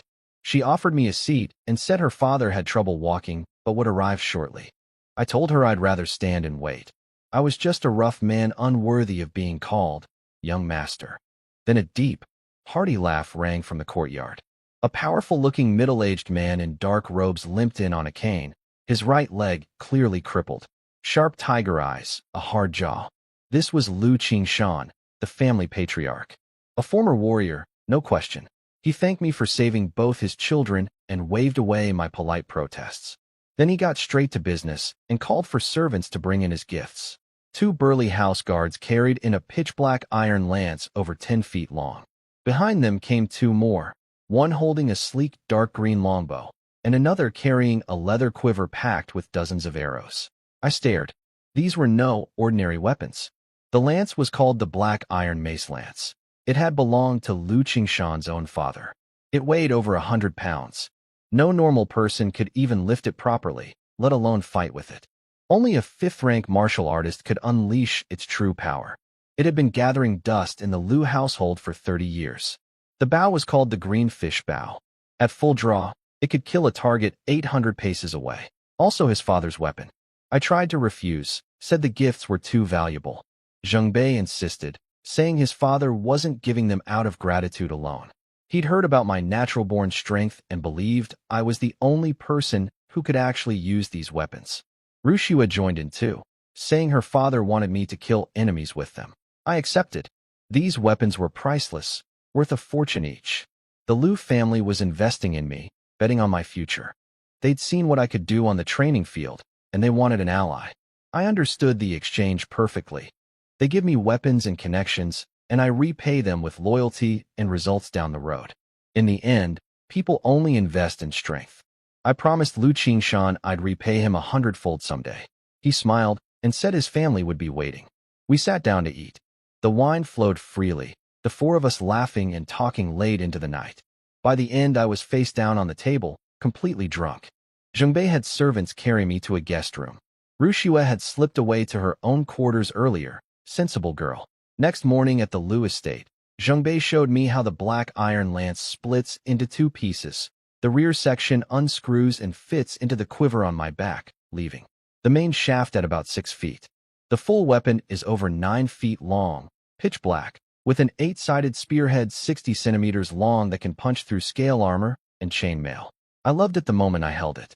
I rode back to camp carrying the lance in one hand, the green fish bow on my back, and 30 arrows in a leather quiver. The boys crowded around me the second I arrived. Yuer gawked at the lance. Ergu recognized it immediately and called Yuer a country bumpkin for not knowing what a lance mace was. Chen Feng came over and said my visit to the Lu family had clearly paid off. After breakfast, I pulled Chen Feng aside.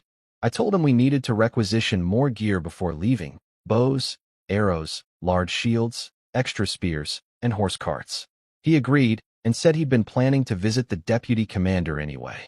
If they wanted us to die at Ningxia Fort, the least they could do was arm us properly. He came back that evening grinning ear to ear, leading a convoy of over a dozen carts. 100 bow sets with 30 arrows each, 200 spears, 100 man-height shields, and the carts themselves. He'd gotten everything. Other soldiers on the field watched us loading up and shook their heads. They pitied us. Ningxia Fort was over 100 miles away through Chong-controlled territory. Everyone said we were walking dead men. 300 barely trained recruits marching into the wilderness. 3 days later, the south gate opened in darkness. Chen Feng and I led our 300 men out of Anqi City in silence. Just the creak of cart wheels on the road. We marched all night along the main road. By dawn, we reached a village on the edge of a forest. I sent Yuer and Go Wa to scout ahead. They came back half an hour later, faces pale. The village was empty. Nothing left but dozens of rotting corpses. Women, old people, children as young as 3, all slaughtered. Yuer was shaking with rage. I told Chen Feng we wouldn't enter the village. Everyone ate dry rations in the trees, muzzled the horses, hid the carts under branches, and rested. I split the men into 4 watch groups under Ergu, Yuer, Go Wa, and Ernyo, each group taking a 90-minute shift. Chen Feng nodded at every order I gave without argument. On paper, he was in charge. In reality, everyone, including him, followed me. He didn't mind. As long as we reached Ningxia Fort alive, he was happy to let me lead. We'd wait for nightfall, then move again. 5 days of traveling by night and hiding by day, and we finally made it to Ningxia Fort. The mountain road leading up was narrow and steep, littered with broken weapons and dried blood. Clear signs the Chong had tried to attack this place before and paid dearly for it. When the lookout on the wall spotted us, he panicked and screamed that enemies were coming. A big, dark-faced man named Wei Meng came storming out of the barracks cursing, gripping a huge ring pommel saber.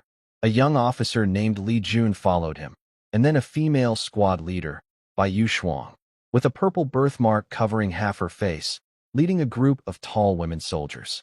The whole fort snapped into battle formation within minutes.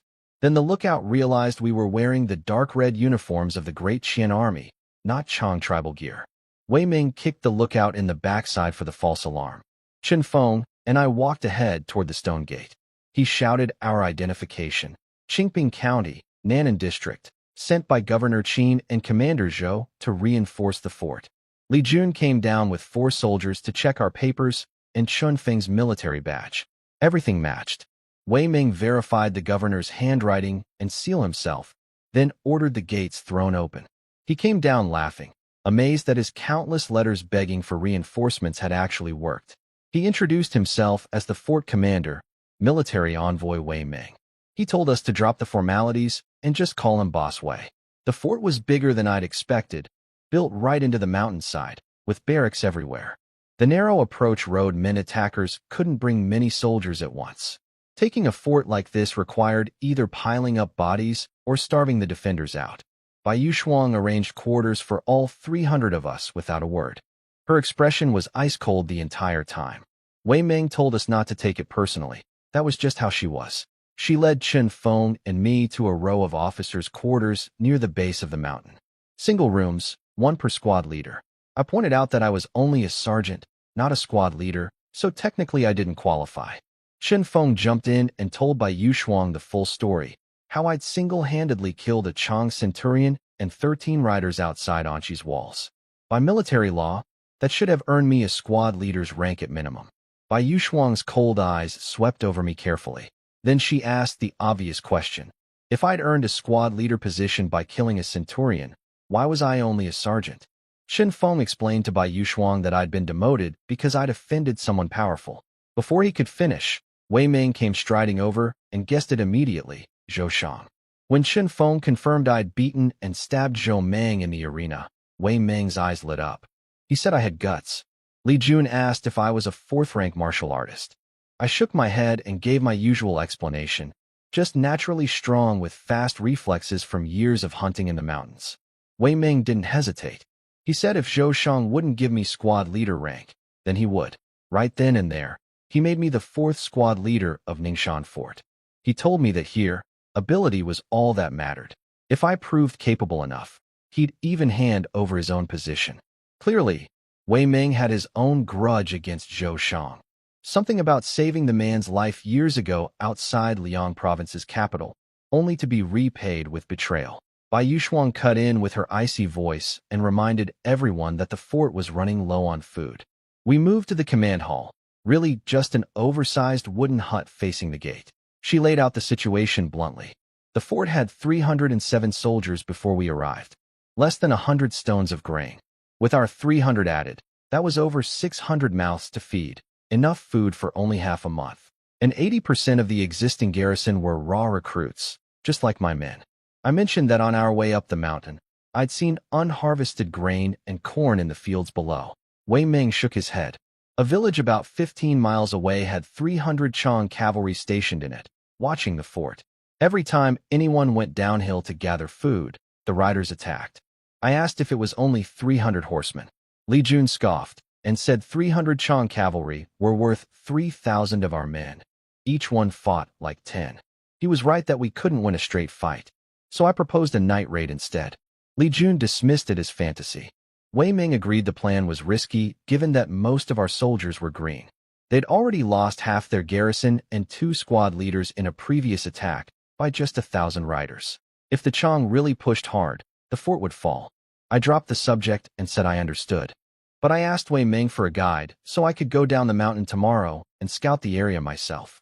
He slapped his knee and volunteered Bai Shuang. Said she knew every village in the region. She agreed without expression. After Chen Feng and I left, I later learned Wei Ming asked his 2 officers what they thought of me. Li Jun said I was brave but reckless, not leadership material. Bai Shuang paused and said, bold, careful, and thick-skinned. Wei Ming laughed and teased her about liking me. She ignored him and said the food problem needed solving one way or another, or we'd starve before the Chang ever killed us. Next morning at the gate, Wei Ming spotted the black iron lance in my hand and the green fish bow on my back. His jaw dropped. He recognized them as the Lu family's legendary weapons. He couldn't believe Lu Qingshan had given them to me. I smiled and said the old man apparently saw something in me worth investing in. Wei Ming looked half amazed, half jealous. Qin Feng explained to Wei Ming how I'd gotten in trouble. It all started because I'd helped the Lu siblings and ruined Zhou Meng's plan to grab Ruxua. That's why the Lu family gave me the weapons. Wei Ming nodded and said that explained the old man's generosity. I told the boys to stay behind and train. Scouting was a small team job. Too many people would get us caught. Bai Yuxuang said nothing, just grabbed her horse and walked out the gate. I followed. We rode about 3 miles to the edge of a forest overlooking Li family village, where the 300 Chong horsemen were camped. The terrain around the village was flat and open, perfect for cavalry, terrible for an infantry attack. Yuxuang pointed this out immediately, pouring cold water on a frontal assault. But she wasn't against the idea entirely. She told me the Chong soldiers drank heavily every evening, then spent the night with captured women in their tents. The deepest hour of night, around 1 or 2 in the morning, would be the best window for a surprise attack. The key was getting in undetected, and the only covered approach was through the village itself. I asked if she supported the plan. She said flatly, "I don't want to starve to death." Fair enough. I told her dying in a fight beat starving any day. We tied our horses to trees and waited for dark. As night fell, I heard rustling in the cornfield nearby. I gripped my lance and crept forward. Yuxuang came up beside me and said to relax, probably local villagers. She was right. About 15 figures emerged from the corn, all children, led by a sharp-eyed boy. I told them not to scream and asked who they were. The boy said his name was Li Chang'an, 15 years old. He and the other kids had been hiding in a cellar during the massacre and escaped 2 nights ago. They'd been living in the cornfields ever since. Every man and elder in the village had been killed. Every woman had been taken. Only these children survived because the Chong didn't find the cellar. I asked if the cornfield connected all the way to the village. He said yes, straight through to a small river bridge behind the village. There were guards at the bridge, but you could wade across the river to avoid them. Then he said something that made my ears perk up. The village had over 1,000 stones of grain hidden underground, and he knew exactly where. I looked at this skinny 15-year-old with fire in his eyes. He said he wanted to eat the Chong soldiers' flesh and drink their blood. They'd killed his parents and taken his sister. When I asked if he'd guide us into the village tonight, he didn't hesitate for a second. I felt a little guilty recruiting a child for a dangerous mission, but desperate times call for desperate measures. With Chang'an leading us through the cornfields and into the village, Yuxuang and I could scout the enemy camp properly. I told Chang'an to have his friends hide in the forest until we got back. Then we'd take everyone to Ningxian Fort. Yuxuang watched the whole exchange without expression, but I could tell she approved. Bold, careful, and thick-skinned, her words about me, and she was seeing all 3 confirmed in real time. The 3 of us slipped into the tall corn and headed toward the village. Chang'an led us through the cornfield toward the village. Smart kid. He'd even had his friends split up and hide separately in the forest. Yuxuang noted that children without parents learn to survive fast. About 100 meters from the river, Chang'an pointed out where the bridge was and where the guards sat. I told him to wait in the corn. If we weren't back in 2 hours, he should retreat to the forest. Yuxuang and I crept to the riverbank. I could see 7 or 8 figures huddled around a campfire at the bridge, about 30 meters away. We waited. Around midnight, a thick cloud drifted over the moon and the world went dark. I nudged Yuxuang and whispered that it was time. She tested the water depth with her spear, then slipped in. The river was 5 or 6 meters wide, nearly 2 meters deep at the center. We both swam across without being spotted. On the other side, I made a mistake. I looked at Yuxuang. Her wet clothes clung to every curve of her body, and she had curves I hadn't noticed under her armor. Even with the birthmark on her left cheek, the right side of her face was beautiful, and those cold, deep eyes only added to it. She caught me staring and crossed her arms over her chest, hissing at me to look away. I apologized, but the damage was done. She was furious. She refused to go further in soaked clothes. I told her to stay hidden by the bank, and I'd scout alone. She snapped at me, but let me go, saying I had half an hour. I crept through the dark village, moving past rows of houses. Most were empty. The Chang preferred their tents at the village entrance. But one courtyard had firelight. I pressed against the low mud wall and listened. Inside, a Chang centurion was whipping a man on the ground while another soldier watched. They were talking about prisoners, nearly 100 men crammed into that small yard. Blacksmiths, carpenters, masons, craftsmen captured from surrounding villages. The Chang tribes always grab 4 things during raids: women, gold, grain, and iron workers. Women to breed soldiers, blacksmiths to forge weapons. The centurion kicked the unconscious man, then left with his companion, ordering 4 guards at the gate to watch the prisoners carefully. Anyone else escaped, and they'd lose their heads. This changed everything. Nearly 100 skilled craftsmen. If I could free them during a raid, they'd be an incredible asset for the fort. I kept moving toward the main Chang camp at the village entrance. I spent hours memorizing the layout, tent positions, guard rotations, where the horses were kept, entry and exit points. By the deep hours before dawn, I had a solid picture. I made it back to the river. Yu Shuang heard my footsteps and challenged me in the dark. I told her I'd found something important, but we needed to cross again first. She groaned. She'd just wrung out her clothes. But she followed me back into the cold water without another word. We crossed the river again.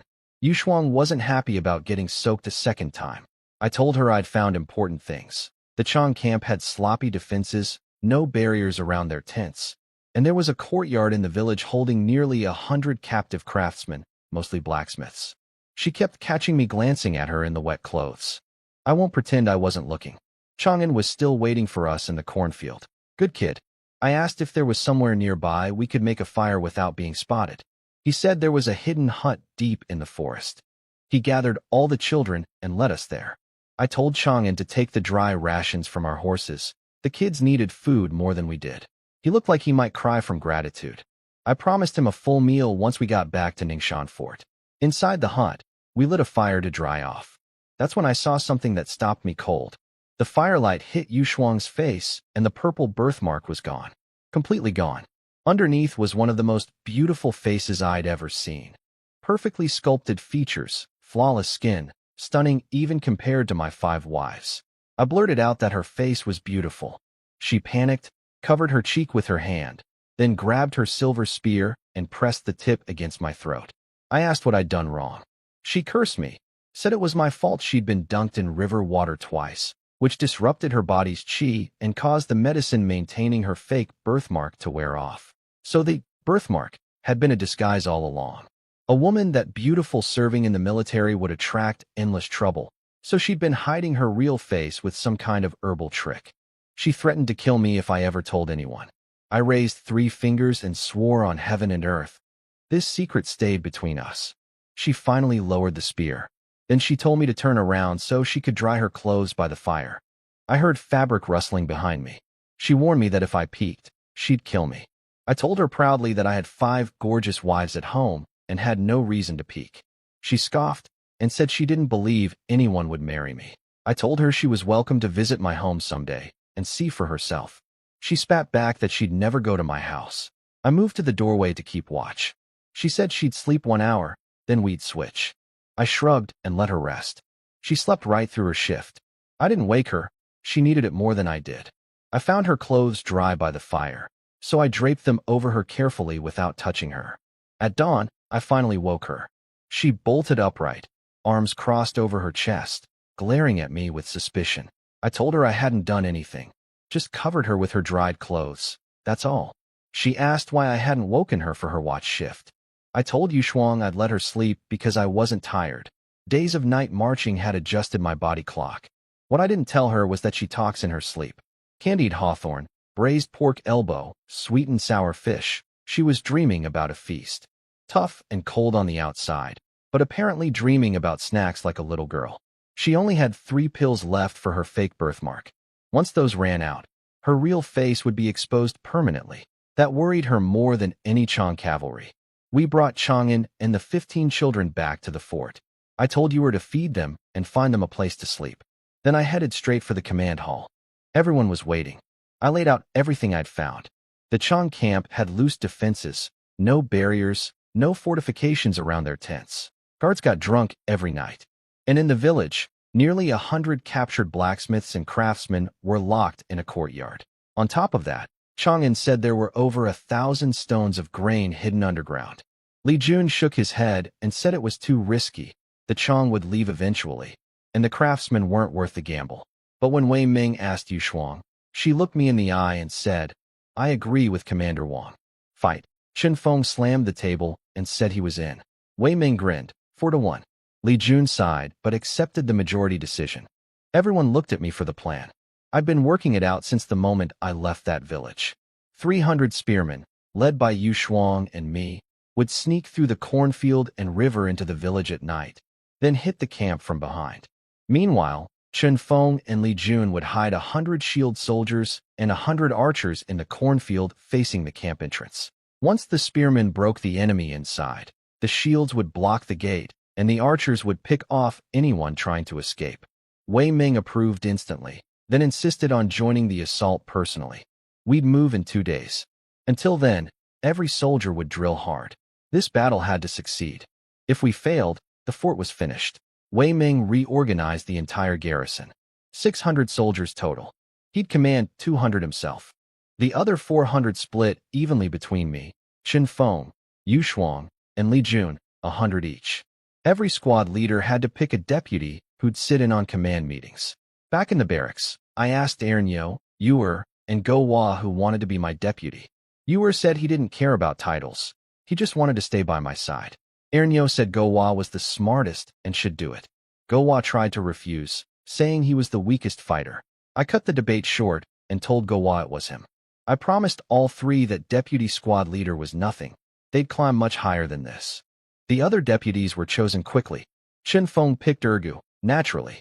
Yu Shuang chose a huge, fierce woman named Sun Daniu, nicknamed Sun the Beast. Li Jun selected a steady old veteran called Old Li. Wei Ming picked 2 experienced soldiers from the original garrison, Shen Feng and Zhui Dao. 600 soldiers. 1 commander, for squad leaders, 6 deputies. Ningxuan Fort finally had a real chain of command. In 2 days, we'd see if it held together. 3 days later, 500 soldiers stood at the gate, ready to march. Wei Ming gave the speech. We outnumbered the enemy. This was our fight to win, and anyone who ran or hesitated would be executed on the spot. The men roared back. 2 days of hard drilling had sharpened them, and my Qingping boys were especially fired up. They'd seen me fight outside Anshi's walls, and I'd spent the last 2 days talking up the plan until every one of them believed we could win. Chang'an and his friendly Changshan ran up and begged to come along. I refused at first. They were just 15. But Chen Feng pointed out that having local guides in the dark would help the march. I agreed on the condition they stayed by our sides and didn't fight. Chang'an would go with me into the village. Changshan would guide Chen Feng's ambush group. We marched in silence through the night. 500 men like a black dragon snaking through the darkness. Wei Ming rode at the front in black armor, carrying an 80-pound, 7-foot broadsword called the Black Dragon Blade. The rest of us walked. By 1 in the morning, we reached the tree line 3 miles from the village. Wei Ming split us up according to plan. 300 spearmen with me, Yu Shuang, and Wei Ming would sneak through the village and hit the camp from behind. Chen Feng and Li Jun would take 200 shields and archers and hide in the cornfield near the camp entrance. When they saw fire inside the camp, they'd seal the gate. Wei Ming told me I had full command of the assault force. I sent Changshan with Chun Feng's group to find the best hiding position near the camp gate. Then I led 300 soldiers into the cornfield. We reached the clearing 100 meters from the river and waited. I checked the water clock. Not yet. When the hour struck, I told the main force to hold position. Yu Shuang and I would go ahead to clear the bridge guards first. Yuer and the boys wanted to come, but Wei Ming shut them down. This was my call. Yu Shuang and I knew this stretch of ground by heart. At the riverbank, I could see 2 guards pacing the bridge in firelight from a small camp beside it. I told Yu Shuang I'd swim across to cut off their retreat while she crept along the bank from this side. My arrow would be the signal. I stripped down to my shorts. No point getting my uniform soaked again, and slid into the freezing water with my lance holding my clothes above the surface. Yu Shuang looked away with a quiet curse. On the far side, I positioned myself behind the bridge. Two guards walked back and forth on top, while a big, bearded one lay under a tree by the fire, wrapped in a stolen cotton blanket. One of his friends told him to get up and do his job. He grumbled and went back to sleep. I knocked 2 arrows on the green fish bow. Both flew true, one for each guard on the bridge. The first took an arrow through the chest and tried to shout a warning, but only managed to gurgle before collapsing. The second toppled straight into the river with a splash. The bearded one sat up, confused. Before he could stand, Yushuang's arrow punched through his heart from the riverbank. He whispered something about enemies and went limp. The bridge was clear. Not a sound reached the camp.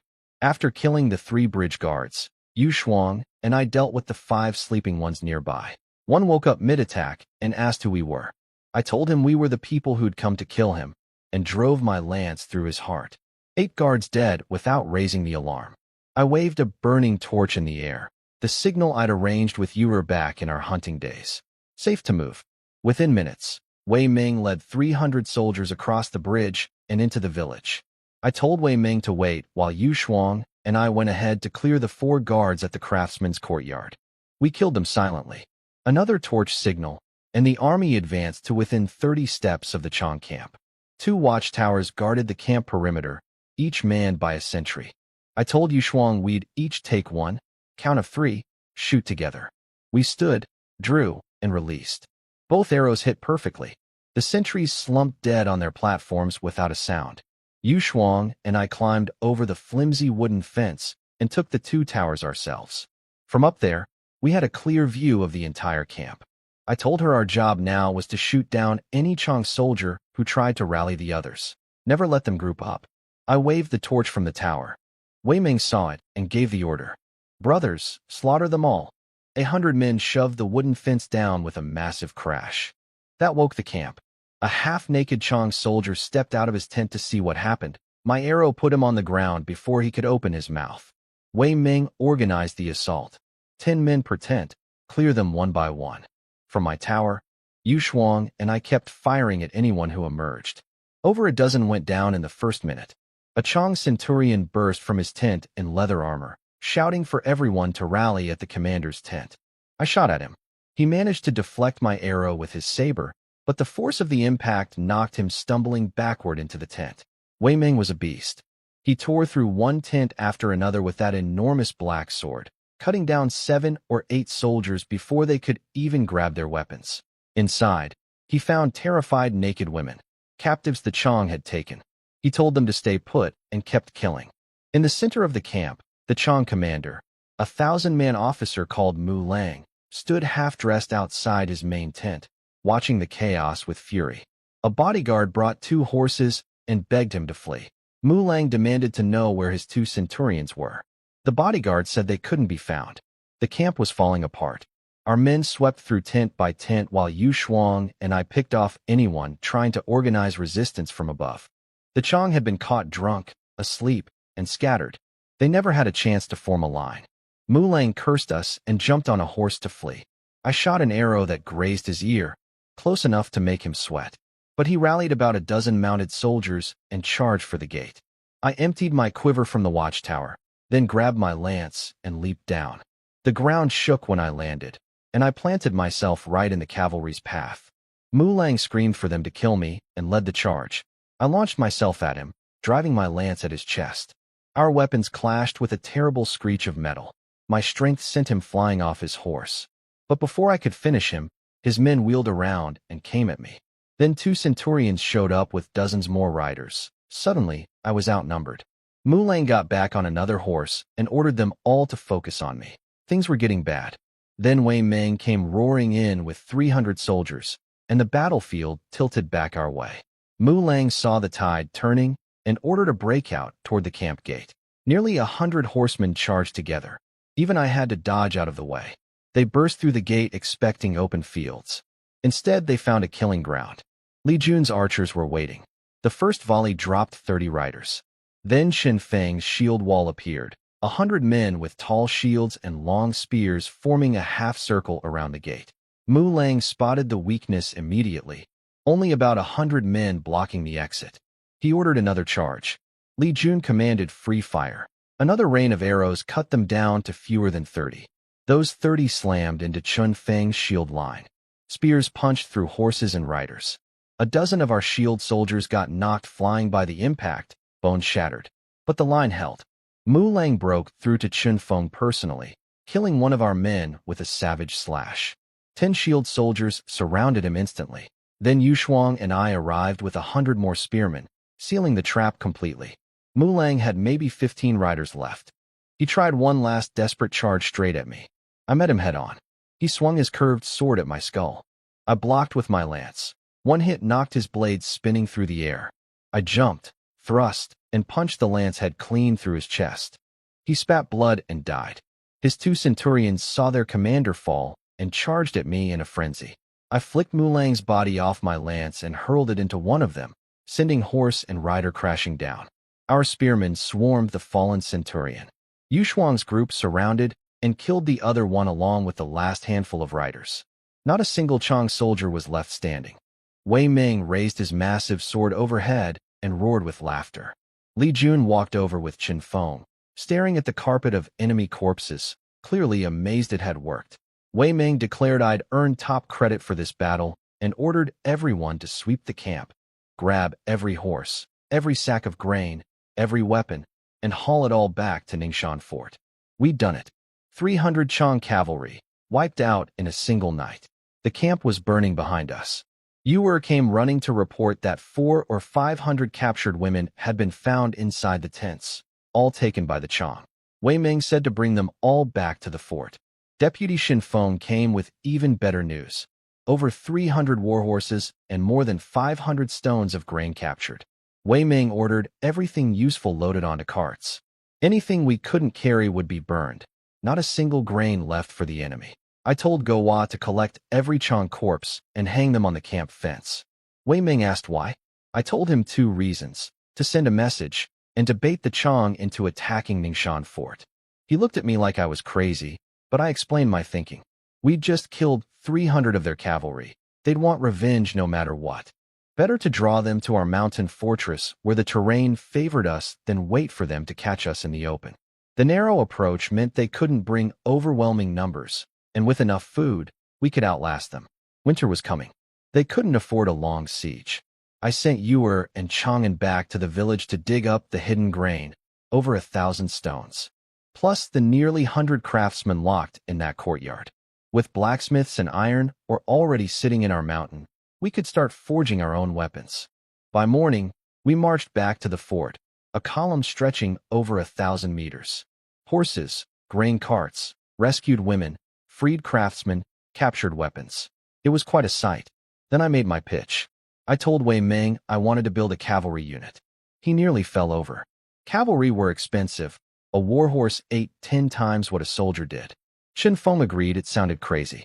But Yu Shuang spoke up immediately and said she supported the idea and volunteered to command it. Li Jun backed her too. I said we didn't need a huge force, just 100 riders. That was manageable with 300 captured horses. This small cavalry unit would be our trump card. Wei Ming gave in. He handed full authority over the cavalry project to Yu Shuang and me, plus first pick of any soldier in the fort. But he warned us we'd have to figure out equipment on our own. After everyone went inside, I stayed behind with Yu Shuang by the horses. I asked if she could train cavalry. She said she knew a few things. I told her I needed 100 riders ready in 2 weeks, disciplined enough to stay calm under pressure. Our survival depended on it. She stared at me like I'd lost my mind. 100 riders against thousands of Chang cavalry? I told her I didn't plan to fight them head-on. I was thinking raids, fire attacks, hit and run. She shook her head, but didn't refuse. She said she'd give me a basic cavalry force in half a month. Then she wanted to see exactly how I planned to use 100 men to beat an army.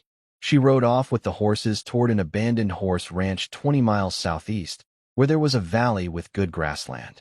Yuder brought me a horse and asked if we were following Yu Shuang. Of course we were. I jumped on and galloped after her. Behind me, Yuer was bouncing around on his saddle, yelling at me to slow down because he didn't know how to ride properly yet. 10 days after the raid, Ningxia Fort had transformed. The open pit mining area was roaring with activity, dozens of smelting furnaces blazing, bellows pumping, and over 100 blacksmiths hammering away day and night. Everyone in the fort, men and women alike, had joined the effort to produce weapons and arrows before the Chong came for revenge. The biggest breakthrough was something I'd brought from my previous life, the cast steel method. It took several tries under my guidance, but the blacksmiths finally mastered it. This technique produced steel far stronger and sharper than anything we'd been using. That alone gave me real confidence about the coming fight. I deliberately kept our raid a secret from Anchi City and the surrounding towns. The longer the Chong took to discover what happened, the more time we had to prepare. In the command hall, Yua reported that a few Chong scouts had finally come to check on the Li family village camp that morning. Our archers turned them into pincushions. That meant the clock was ticking, 5 days at most before a Chong army showed up at our doorstep. Gowa, now handling logistics as my deputy, gave me the numbers. Refugees had been streaming into the fort, pushing our population toward 2,000. Food could last 3 months for the people, but the 300 warhorses were eating us alive. With them, we only had 2 weeks. I decided to sell 100 horses to ease the pressure and keep 200. You were asked about claiming rewards for the battle. Wei Ming grinned and said he'd send a war report to Anchi tomorrow, partly for the recognition, partly because he wanted to see Commander Zhou Shang's face when he read it. I pointed out that what we really needed wasn't silver, but an official expansion of our garrison roster. We had nearly 1,000 soldiers now. The paperwork needed to catch up. Wei Ming agreed.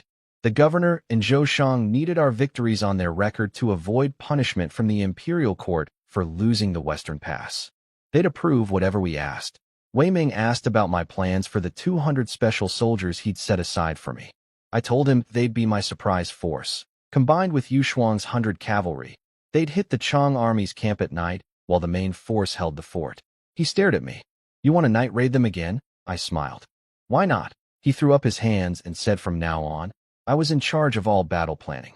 He'd just show up and kill people. I tried to protest, but he said whoever had the ability should lead, even if that meant he became a common soldier. Then Old Li walked in carrying a brand new sword, the first ring pommel saber forged with our cast steel method. I grabbed it and turned it over in my hands. The blade was straight, over 3 feet long, with a deep blood groove. Li Jun scoffed and said it looked no different from a standard army sword. I challenged him to test it against his own blade. He drew his sword and struck. Metal crashed against metal. Li Jun stumbled back 2 steps, and his prized sword had a chip in its edge. My saber was untouched. He stared at it in shock and said the cast steel had reached the quality of 100-fold forged steel. I told Old Li to have the smiths work around the clock. I needed 200 ring pommel sabers in 5 days, plus 200 round shields and 300 sets of leather armor from the women's workshop. The Chong were coming, and when they arrived, my men would be armed with the best weapons in the province. I gave the first ring pommel saber to Li Jun. His own sword had been chipped when he tested it against my blade, so it seemed fair. He took it without hesitation, and I could see something shift in his eyes. He'd been looking down on me since I arrived, thought I was just a brute with good luck. That small gesture changed things between us. I ordered Ewer to push our scouts out to 30 miles and report the moment any Chong army was spotted. Back at the Green Valley Horse Ranch, I told Yu Shuang about selling 100 horses and the 200 extra soldiers Wei Ming had given me. She nodded. 300 men total at the ranch, 100 cavalry and 200 infantry. Not a bad strike force. I told her these 200-foot soldiers were also future cavalry reserves. Once the Chong were driven out of Anchi, we'd build a proper mounted army. She said it wouldn't be easy. I said all we needed was men, money, and horses. Time would handle the rest. Over the next 4 days, the entire fort became a weapons factory. The blacksmiths worked around the clock forging ring pommel sabers. The women's workshop sewed what I called a simplified version of bright armor, a thin plate of 100-fold steel over the chest with captured Chong leather covering the rest. It looked rough, but tests proved it could stop a blade. These 300 sets went to my ranch soldiers first. The 700 in the fort still wore their thin, red uniforms. At the ranch, the 200 saber and shield soldiers drilled in formation combat, while the 100 cavalry practiced throwing javelins from horseback and charging with lances. Yu Shuang was curious about the javelin idea. She admitted it was much simpler to learn than mounted archery. I told her if I'd had more time, I'd have built repeating crossbows for each rider. She asked what a repeating crossbow was. I just smiled and said she'd find out eventually. My real find during these days was Wang Wu, a 47-year-old, one-armed retired veteran of the Imperial Guard. He was lean and dark-skinned, missing his left arm, but with just his right, he could fight Yu Shuang to a standstill for dozens of rounds. He became my infantry instructor.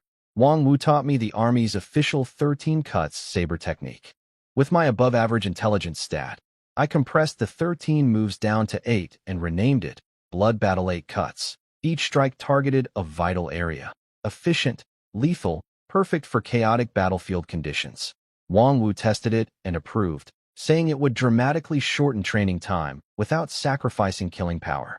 After learning the technique, my system panel updated with a new category, Martial Skills. Blood Battle 8 Cuts appeared with a proficiency of 5. The system also revealed new rules. Martial skill proficiency couldn't be boosted with attribute points, only through practice. And once all 4 main stats hit 100, I'd unlock the ability to freely assign new points to any attribute or use them to level up cultivation techniques. My current stats had grown steadily from combat: strength 30, stamina 28, agility 25, intelligence 15. But killing Chang soldiers had given far fewer points than I'd hoped. Without my wives around, growth had slowed to a crawl. I missed them, for more reasons than just the system.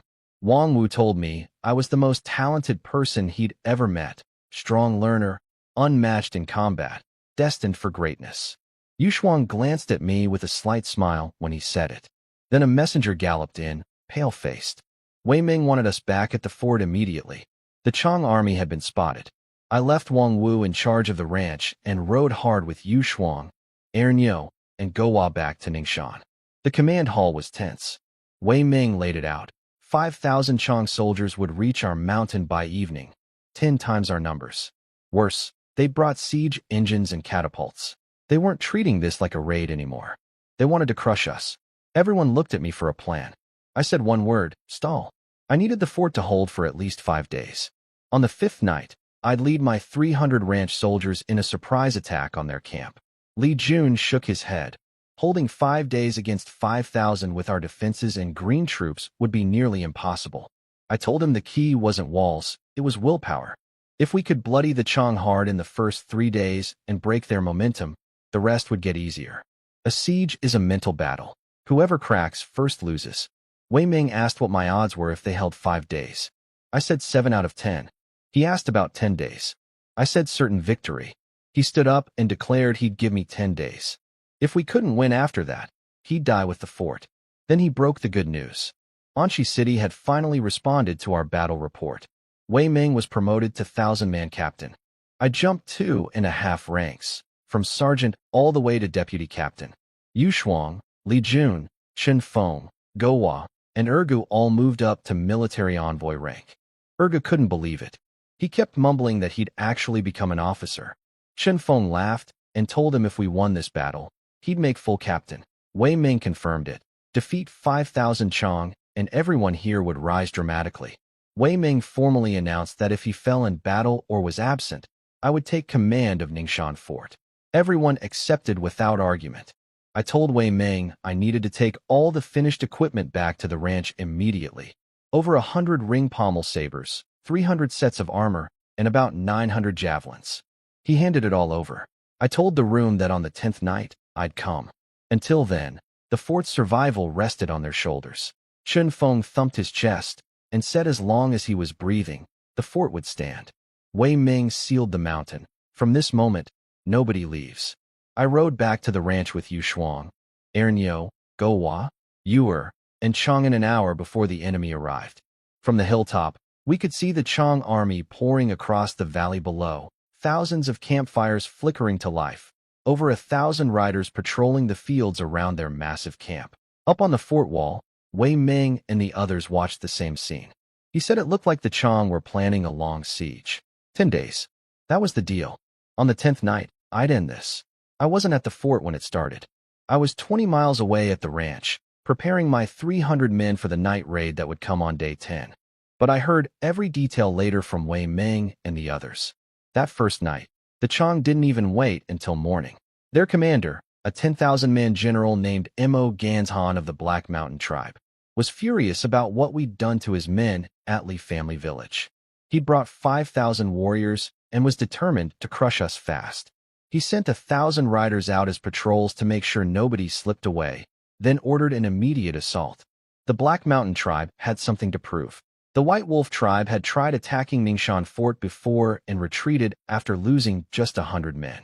Mo Ganzhan wanted to show the other tribes that Black Mountain could crack what White Wolf couldn't.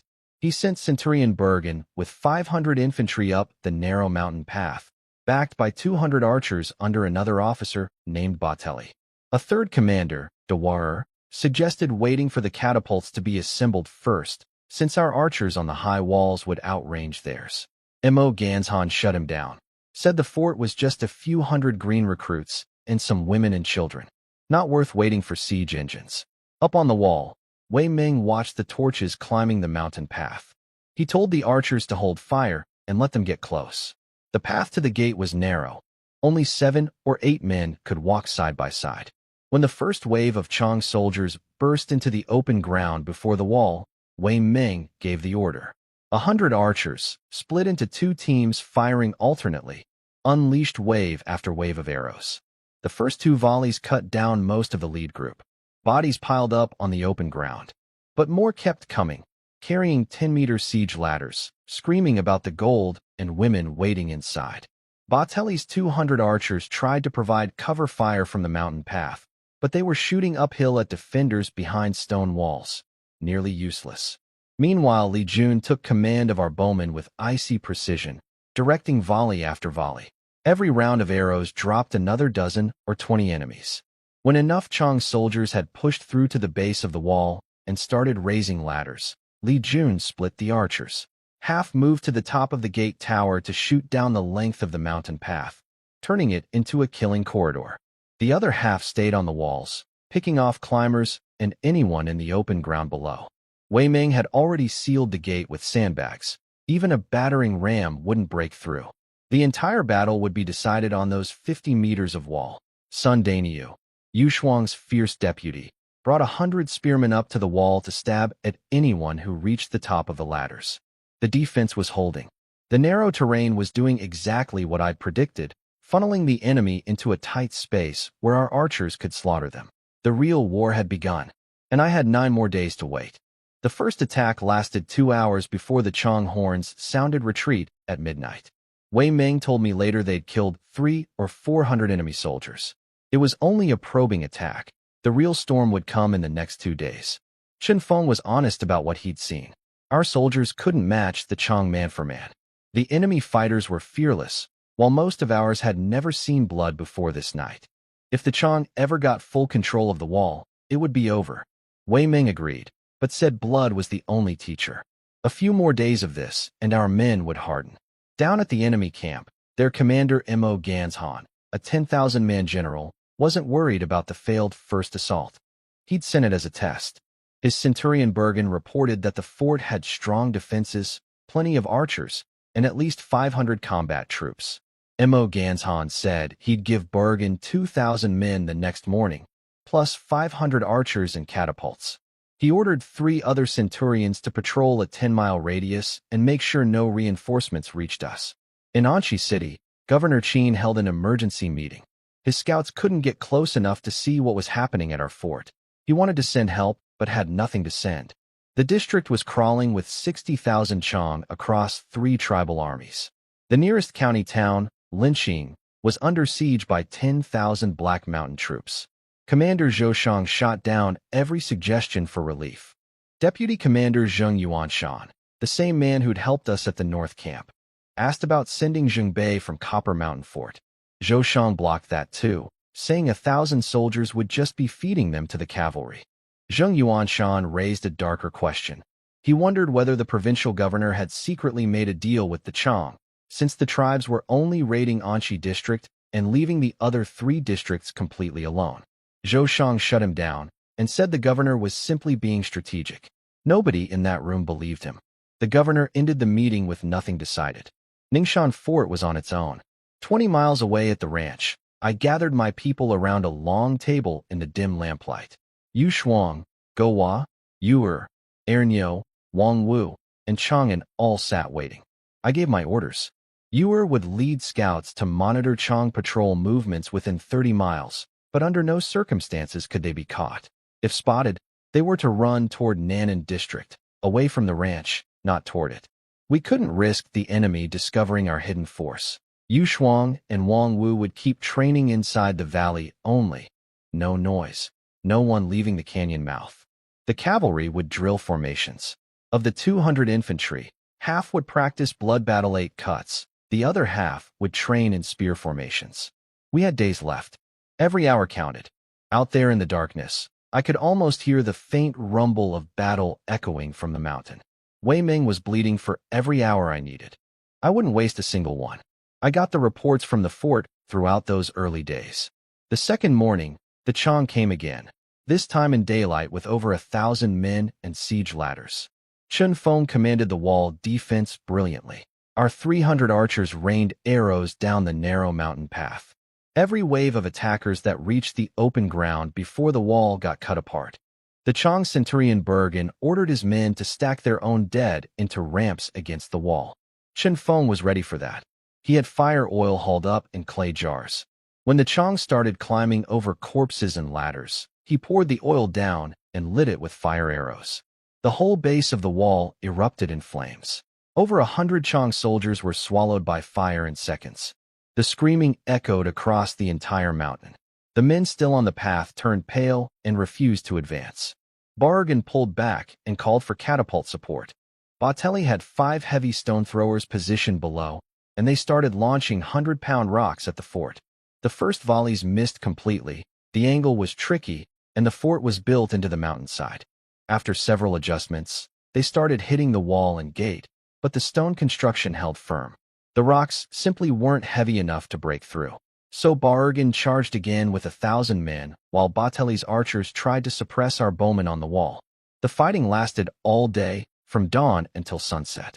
By the time the horns finally sounded retreat, nearly 1,000 Chang soldiers lay dead or wounded. Bargan himself took an arrow in the arm. That night in the enemy camp, Mo Ganshan was furious. He ordered 3 centurions to combine forces for a massive assault the next day. He had to take the fort or none of them would be allowed to return to the grasslands. One of his officers, Botelli, carefully suggested abandoning the siege and raiding south into Nan'an District instead. Mo Ganshan exploded, revealed that their great Khan had made a secret deal with Liang Province's governor, Guo Fengxian. They were only allowed to raid Anqi District. The other 3 districts were off limits. That confirmed what Deputy Commander Zheng had suspected back in the city. The governor had sold out Anqi to the Chang in some kind of backroom agreement. Meanwhile, Yuer's scouts had been spotted by Chang patrols, but Mo Ganshan dismissed them as Nan'an observers too scared to intervene.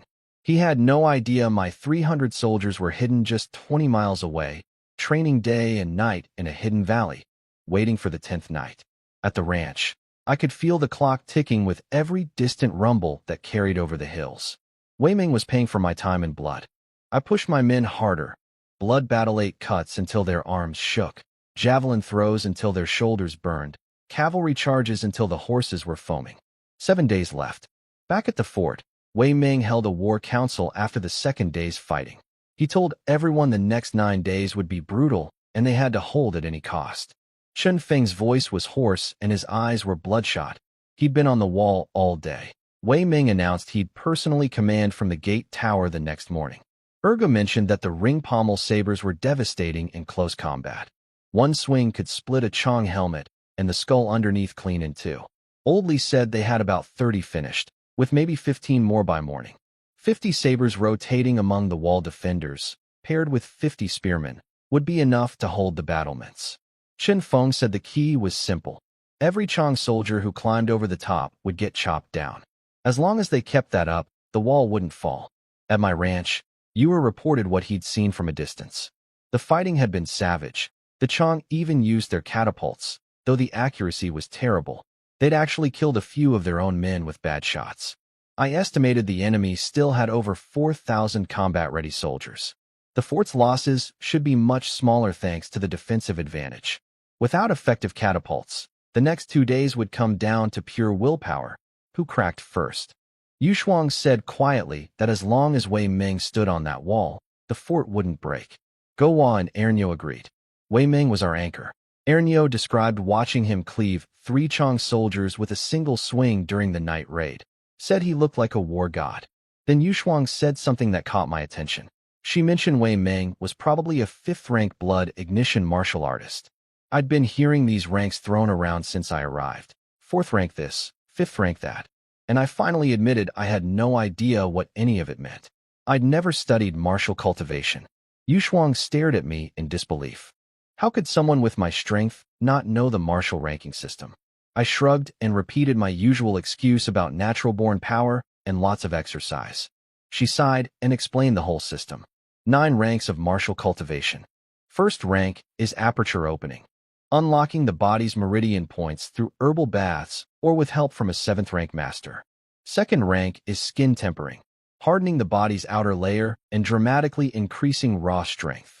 Third rank is bone forging, together with skin tempering. These 2 ranks give you what they call copper skin and iron bones, making you nearly immune to ordinary weapons. Fourth rank is blood chi, learning to sense and absorb spiritual energy from the environment, converting it into internal power. Fifth rank is blood ignition, burning your own blood energy through special techniques to multiply your combat power several times over for short bursts.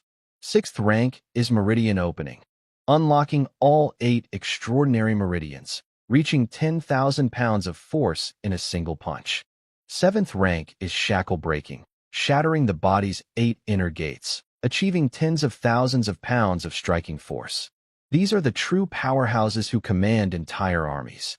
8th and 9th ranks she called Mountain River and Grandmaster, but she admitted she didn't know the specifics of either. I listened carefully and mapped it against my own stats. My strength was at 30, 6 times a normal man. That apparently put me around 5th rank level without ever having cultivated a single technique. If my system panel ever unlocked the cultivation function, I could potentially combine natural attributes with martial arts. The thought made me grin, but that was for later. Right now, I had 8 days left before the raid. Every hour of training counted. Before the war councils and training sessions, Yuer had asked Yu Shuang what rank she was. She said she and Li Jun were both early 4th rank blood chi martial artists, second strongest in the fort after Wei Ming. When Yuer asked about me, she glanced my way and said somewhere between 5th and 6th rank, though she wasn't sure. Wang Wu was more precise. He said I could match a peak 5th rank fighter, maybe even beat one. Yuer's jaw dropped. I told him not to get too excited. A 5th rank martial artist facing hundreds of Chong cavalry would still have to run for his life. Raw power only goes so far. Ernyo asked if an 8th or 9th rank fighter could take on hundreds of horsemen alone. Wang Wu's eyes lit up. He said he'd personally witnessed a 7th rank warrior charge through thousands of soldiers 3 times and lead 800 men to rout 7,000 elite troops. That was the Battle of Liang Mountain, 20 years ago, and Wang Wu had been one of those 800 soldiers under the command of Duke Xinghua, Wu Changhe. I asked who Duke Xinghua was. Yu Shuang told me flatly that I wasn't important enough to meet him yet. Maybe once I'd driven every Chong rider back to the grasslands, I'd get the chance. She really did enjoy putting me in my place. 9 days ground passed. Each one brought reports from the fort that were harder to hear. By the 9th evening, the wall was barely holding. Chen Feng could hardly speak. His voice was gone, his face caked in dried blood. Ergu had wounds all over his body, but refused to leave the wall. Li Jun's left arm had been slashed to the bone. He'd wrapped it himself and kept fighting. When Wei Ming asked how many soldiers could still fight, Li Jun said about 300. They'd started with 700. But the Chong had paid far worse. Of 5,000, barely 2,000 were still combat ready. 9 days of charging up that narrow mountain path into arrows, fire oil, spears, and ring pommel sabers had bled them white. The fighting that 9th night was savage, from dusk until deep into the darkness. The Chong came again and again. Wei Ming stood on the wall with his saber the entire time. When the horns finally sounded retreat, the fort still stood. In the enemy camp, General Mo Ganshan was struggling to contain his rage. 5,000 men, half gone, and a tiny mountain fort still defied him. His 5 centurions dropped to their knees and signed blood oaths. They swore to break the fort within 2 days or forfeit their heads. Mo Ganshan gave them the deadline. 2 days. After that, no mercy. At my ranch that same night, I gathered everyone for final preparations. Tomorrow morning, I'd send Yuer with a few men to lure some Chong scouts toward the Tianshui River. Not too fast, not too slow, just enough to keep them following. Gowa immediately understood. I wanted to capture a few alive and interrogate them about the enemy camp's current state. Ernyo didn't get it. Gowa had to explain it to him. I pointed at Ernyo and told him to use his brain more or stop telling people we're from the same village. Wang Wu asked if tomorrow night was the night. I told him yes, but he was staying at the ranch. He protested, insisting he could still fight better than my 3 deputies combined with 1 arm. Yu Shuang stepped in and explained it gently. It wasn't about his ability. If something happened to him, who would train our future soldiers? Who would teach blood battle 8 cuts to the next generation? I jumped on that. Exactly. You're our treasure, old Wang. Can't risk you. He grumbled, but accepted it. Yu Shuang shot me a look for stealing her argument. I gave her a thumbs up behind my back. She rolled her eyes. Tomorrow night. The 10th night. Time to end this. I told everyone to rest the next day. No training. Save their energy for the night. Yu Shuang's cavalry needed to wrap their horses' hooves in cloth and muzzle them for silence. I told Wang Wu he'd be guarding the ranch after we left, possibly for several days. He swore nobody would set foot in the valley while he breathed. That morning, I set my trap at the Tianshui River. Yuer led 5 riders out as bait, letting Chong scouts spot them and give chase. He drew about 15 enemy riders straight to the riverbank where Ernyo, Gowa, and I were hiding in the tall grass with 100 shield and spear soldiers. The Chong centurion leading the scouts laughed when he saw Yuer's men cornered against the river. Then my soldiers rose from the grass behind him, blocking his escape. Yuer grinned and told them to drop their weapons. The centurion sneered and said 100-foot soldiers couldn't stop Black Mountain riders. Yuer pointed at me walking out from behind the shield wall and said maybe not him, but I could. The centurion wheeled his horse and charged at my line. I drew my bow and put an arrow clean through his horse's skull. The animal dropped dead instantly, sending him tumbling to the ground. Chang'an and a few soldiers had him tied up before he could stand.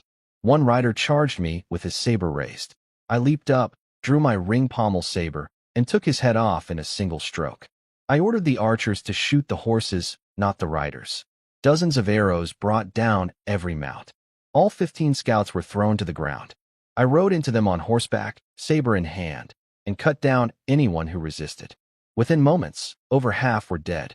The last 5 looked at me, covered in their comrades' blood, blade dripping, and threw down their weapons. Yuer laughed and said so much for Chong warriors never surrendering. I had the survivors bound and the dead horses and bodies dumped in the river to hide the evidence. We brought 6 prisoners back to the ranch. I handed them over to Wang Wu and told him I wanted to know everything about the enemy camp. The centurion screamed that they'd never betray Black Mountain. Wang Wu smiled, the kind of smile that makes your skin crawl, and said the great Qin dynasty had 108 torture methods. He told the prisoners he hoped they'd stay quiet, because that way the fun would last longer. The centurion broke before Wang Wu even started. He said he'd tell us everything. I left Wang Wu to his work and headed to Yu Shuang's cabin to finalize tonight's plan. The 10th night had arrived. In the cabin, I laid out the plan after hearing everything Wang Wu had extracted from the prisoners. The enemy camp's northeast corner was their supply depot, grain, weapons, fodder, and their weakest point. I gave the orders. We'd move at the late hour of the night. Every soldier would carry a stick between their teeth to stay silent. Every horse would have its hooves wrapped and mouth muzzled. Yu Shuang and I would lead the 100 cavalry. Ernyo would command the shield and spear soldiers. Gowa would take the saber and bow fighters. We'd stop 3 miles from the camp's northeast side. The cavalry would strike first, followed immediately by the infantry in formation. I made it clear, our main goal was burning their supplies. Killing was secondary. If we destroyed their food and equipment, they'd have no choice but to retreat. This battle would decide Ningxia Fort's fate. After everyone left to prepare, Yu Shuang stayed behind and asked me straight. How confident was I really? I leaned close to her face and asked if she was scared. She turned away, her ears going red, and snapped that she'd never been afraid of anything in her life. I sat back and told her honestly, 6 or 7 out of 10. She said 2,000 Chang cavalry against our 300 was terrible odds. I told her it didn't matter. We couldn't just sit and watch the fort fall. She blamed herself, said if she'd had 3 months, she could have built a cavalry force to match any Chang unit. I told her that day would come. Deep in the night, we moved. 300 soldiers slithered through the darkness like a black serpent, reaching the tree line 3 miles northeast of the enemy camp. You were confirmed no Chang scouts anywhere nearby. I told the cavalry to walk their horses forward. At 200 meters, mount up and charge at full speed. Yu Shuang and I went ahead on foot first. We crept to the wooden fence surrounding the camp and tied ropes around a section of posts. Then we ran back to our horses. On my signal, several riders and I hauled the ropes. An entire section of fence, 15 meters wide, crashed down. The noise woke the sentries. Before they could shout more than 2 words, 100 horsemen thundered through the gap, like death riding out of the darkness. Yu Shuang and I led the charge, shooting sentries off their towers with our bows as we rode. The whole camp erupted in chaos. We kicked over every fire pit and torch we passed, setting tents ablaze one after another. Chang soldiers stumbled out of their tents half-dressed and half asleep, straight into our lances and sabers. In the central tent, General Mo Ganzhan woke to the sound of hooves shaking the earth. His guards begged him to flee. He screamed for his men to rally, but his soldiers couldn't form up. Fires were spreading everywhere, and my riders were cutting down anyone who emerged. Behind us, Ernyo and Gowa's 200 infantry poured through the breach in the fence and began systematically clearing tents, killing every Chang soldier who stepped outside. Centurion Bergen, the one who'd been wounded in the arm days ago, stumbled out of his tent and recognized our soldiers. Before he could do anything, Gowa's archers put a volley of arrows into him. He fell like a pincushion. Another centurion, Meng Jiar, managed to mount a horse and rally a dozen riders. He charged straight at me. I told Yu Shuang to keep the cavalry burning tents while I handled this group alone. I turned my horse, leveled the black iron lance, and rode to meet them head-on. Up on the fort wall, Ergu spotted the fires erupting in the enemy camp and shouted that we'd started the raid. Wei Ming didn't hesitate. He asked Li Jun how many soldiers could still fight. 200. Wei Ming grabbed his massive blade and said he was going down the mountain to join the killing. He ordered the 200 organized immediately. Down in the camp, I was already deep in the slaughter. Centurion Meng Jiar charged at me with his riders. One exchange was all it took. My lance punched clean through his chest. I flung his body at the other riders.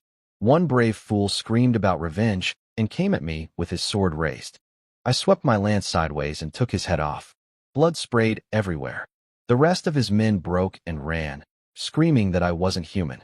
Something had awakened in me that night. A bloodlust I'd never felt before.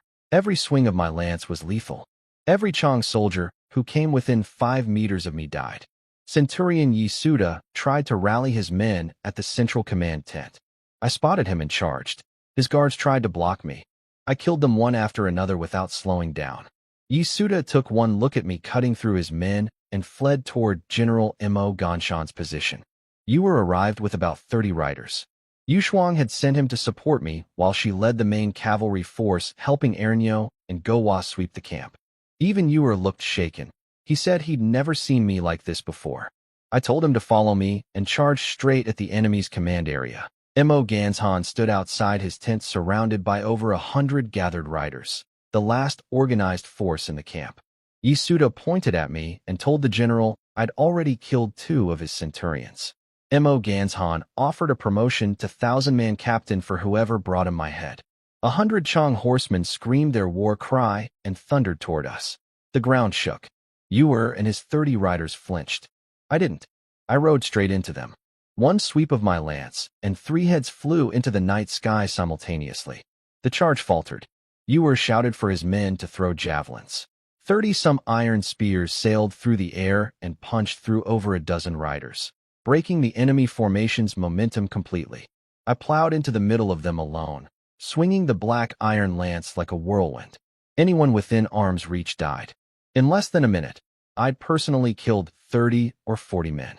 Yuer's riders flanked from both sides, cutting down another 20 or 30. Mo Ganzhan couldn't believe what he was seeing. He screamed for retreat. The surviving few dozen riders wheeled toward the camp gate and found Wei Ming waiting for them. 200 soldiers from the fort, 100 shield spearmen, and 100 archers stood in perfect formation outside the gate. Wei Ming roared the order, and 100 arrows tore into the fleeing cavalry. Half dropped from their saddles. The rest scattered southeast in panic. Mo Ganshan, protected by a dozen bodyguards, fled into the darkness toward the southeast. Behind him, his entire camp was burning, his army destroyed. I didn't stop. With Yuer's riders behind me, I chased Mo Ganshan's fleeing group without pause. Back at the burning camp, Wei Ming met up with Yu Shuang, Ernyo, and Gowa coming from inside. She asked where I was. Wei Ming told her I'd gone after the enemy general heading southeast toward Linqing County, where the main Black Mountain Army was camped. She didn't wait for permission, just told Wei Ming to finish cleaning up the camp and galloped after me with her remaining riders. I caught up to Mo Ganshan's group quickly. He threw his last 2 centurions at me, Batelli and Yi Suda, ordering them to buy him time. Tonight's killing had given me over a dozen attribute points. My strength and speed had surged beyond anything I'd felt before. The 2 centurions came at me from both sides with their sabers. 2 thrusts. 2 throats opened. They grabbed their necks as blood poured through their fingers, then fell from their horses together. They'd barely seen my lance move. I told my riders to take their heads and keep chasing. We pursued Mo Ganshan all the way to the outskirts of Linqing County, where the main Black Mountain camp, over 10,000 strong, was stationed. Mo Ganshan screamed at the gate guards to open up. The camp's horns blared. Fires lit up across the horizon. Even the defenders on Linqing's city walls woke up and scrambled to their positions, thinking an attack was coming. Mo Ganshan kept screaming at the gate. It wasn't opening fast enough. I rode up behind him, 20 meters away, my blood-soaked lance gleaming in the firelight. His bodyguards wheeled around to face me. A dozen of them charged. I cut through them in one pass, bodies tumbling from saddles left and right. Mo Ganshan was 10 meters ahead, still screaming. I leveled my lance and thrust. The black iron spearhead punched clean through his back and out his chest. He shrieked and toppled off his horse. I dismounted, pried a golden command medallion from his belt, inscribed 10,000-man Commander Mo Ganshan, with a mountain emblem on the back. By the time Yu Shuang arrived with nearly 100 riders, I was sitting on my horse 100 paces from the Black Mountain camp gate, holding the medallion. I tossed it to her. She read the inscription and her eyes went wide. A 10,000-man general. In Great Qin military law, killing an enemy commander of that rank qualified for a noble title. I called Yuer over and told him to cut off Mo Ganshan's head. We were going home. Then the camp horns changed tone. Yu Shuang recognized the signal, cavalry deployment. The gates swung open. Hundreds of hooves began thundering inside. She said we had to go. Now. I told her to take everyone and ride. I'd stay behind to cover the retreat. She refused. Said if we left together. I pulled rank. As deputy captain, I was ordering her to go. With me standing here alone, I'd draw their attention. With everyone bunched together, I couldn't fight freely. She clenched her jaw, turned her horse, and led the riders northwest toward Ningxin at full gallop. I faced the open gate alone. Hundreds of Chang cavalry were pouring out. I raised my voice until it echoed off the camp walls and the distant city. Who dares fight me? Up on Linqing's walls, the county magistrate stared into the darkness toward the Black Mountain camp and asked his officers a question none of them could answer. Who is that man, standing alone before 10,000 enemies and shouting for a fight? Up on Linqing's city walls, the county magistrate and his officers watched in total confusion. They couldn't understand why someone was fighting alone outside the Black Mountain camp. They guessed I might be from Ningxin Fort, but couldn't figure out how that was possible since the fort was supposed to be under siege. A Chang centurion led several hundred riders out and surrounded me. Then one of Mo Ganshan's surviving bodyguards rode up and told the centurion what had happened. I'd killed the 10,000-man general plus 4 centurions. Meng Jiaer, Bargan, Batelli, and Yi Suda, all dead by my hand. The centurion was so shocked he forgot to give the attack order. I used that moment.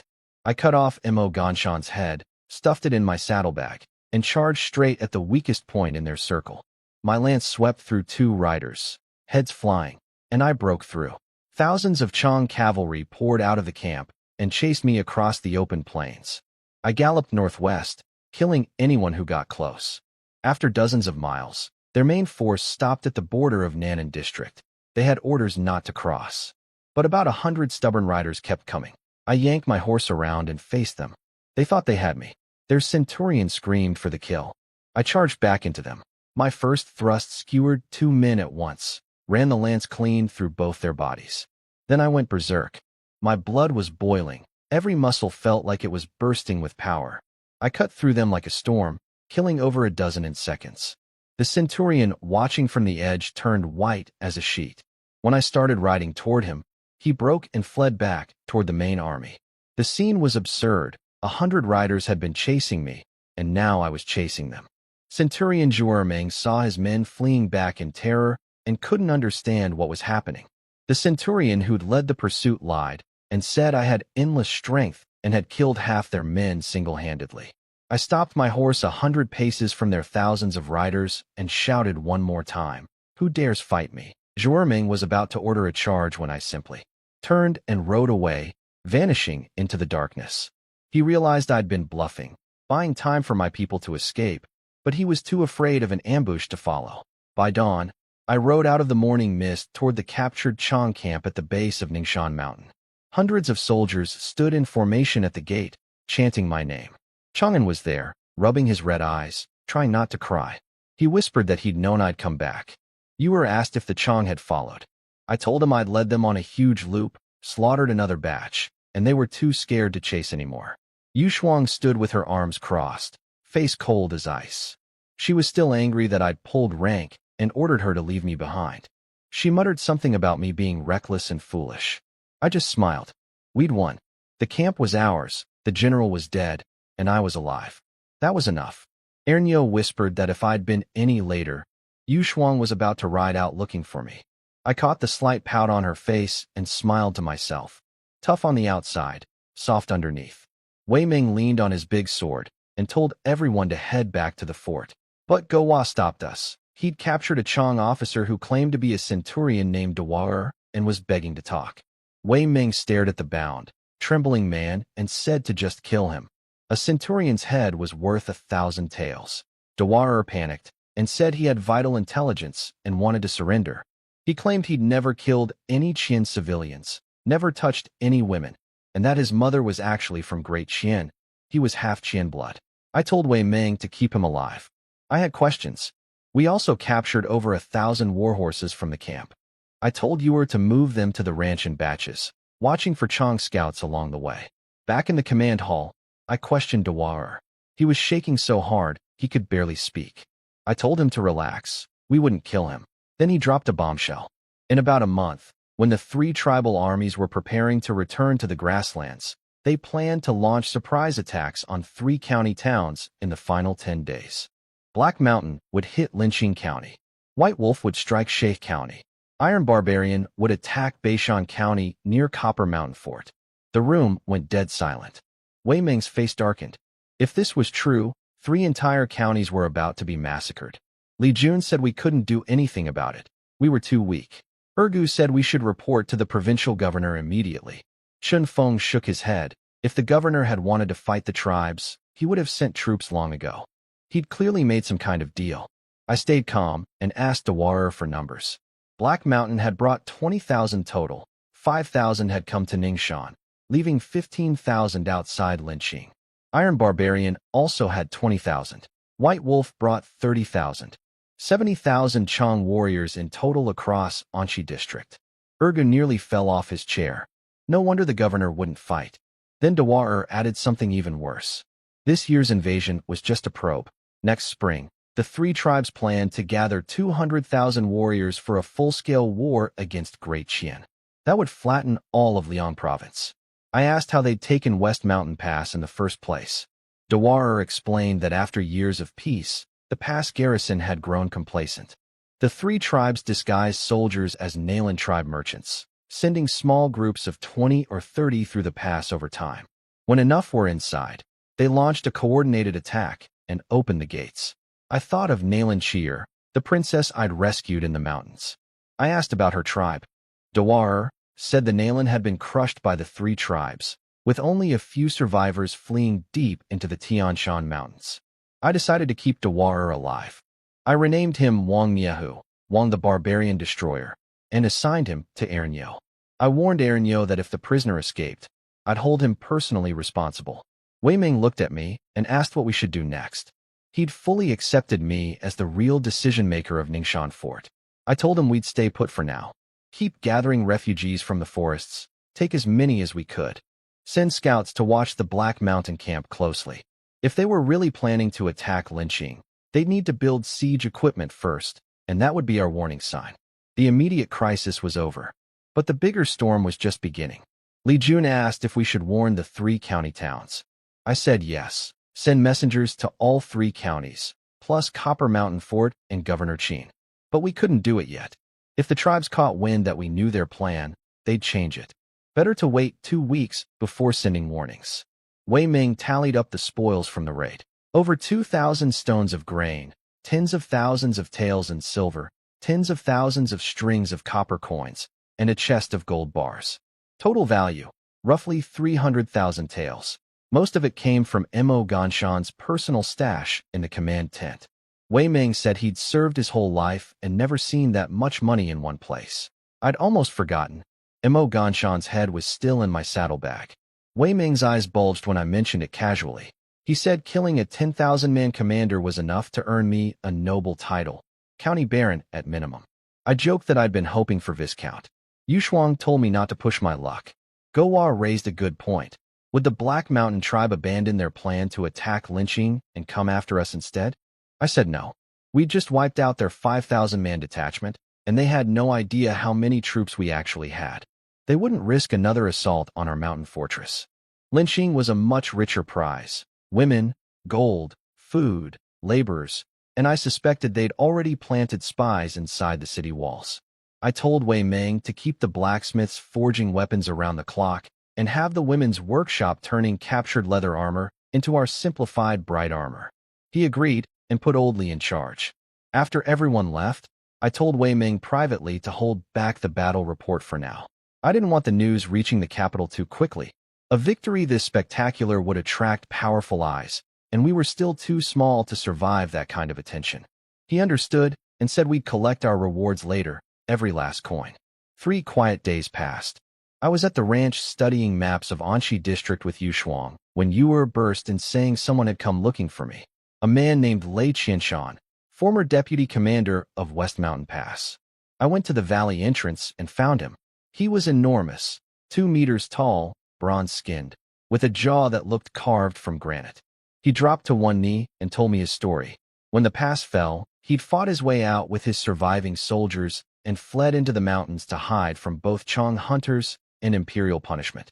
He'd heard about our 2 victories and come to offer his service. Wei Ming had sent him to me.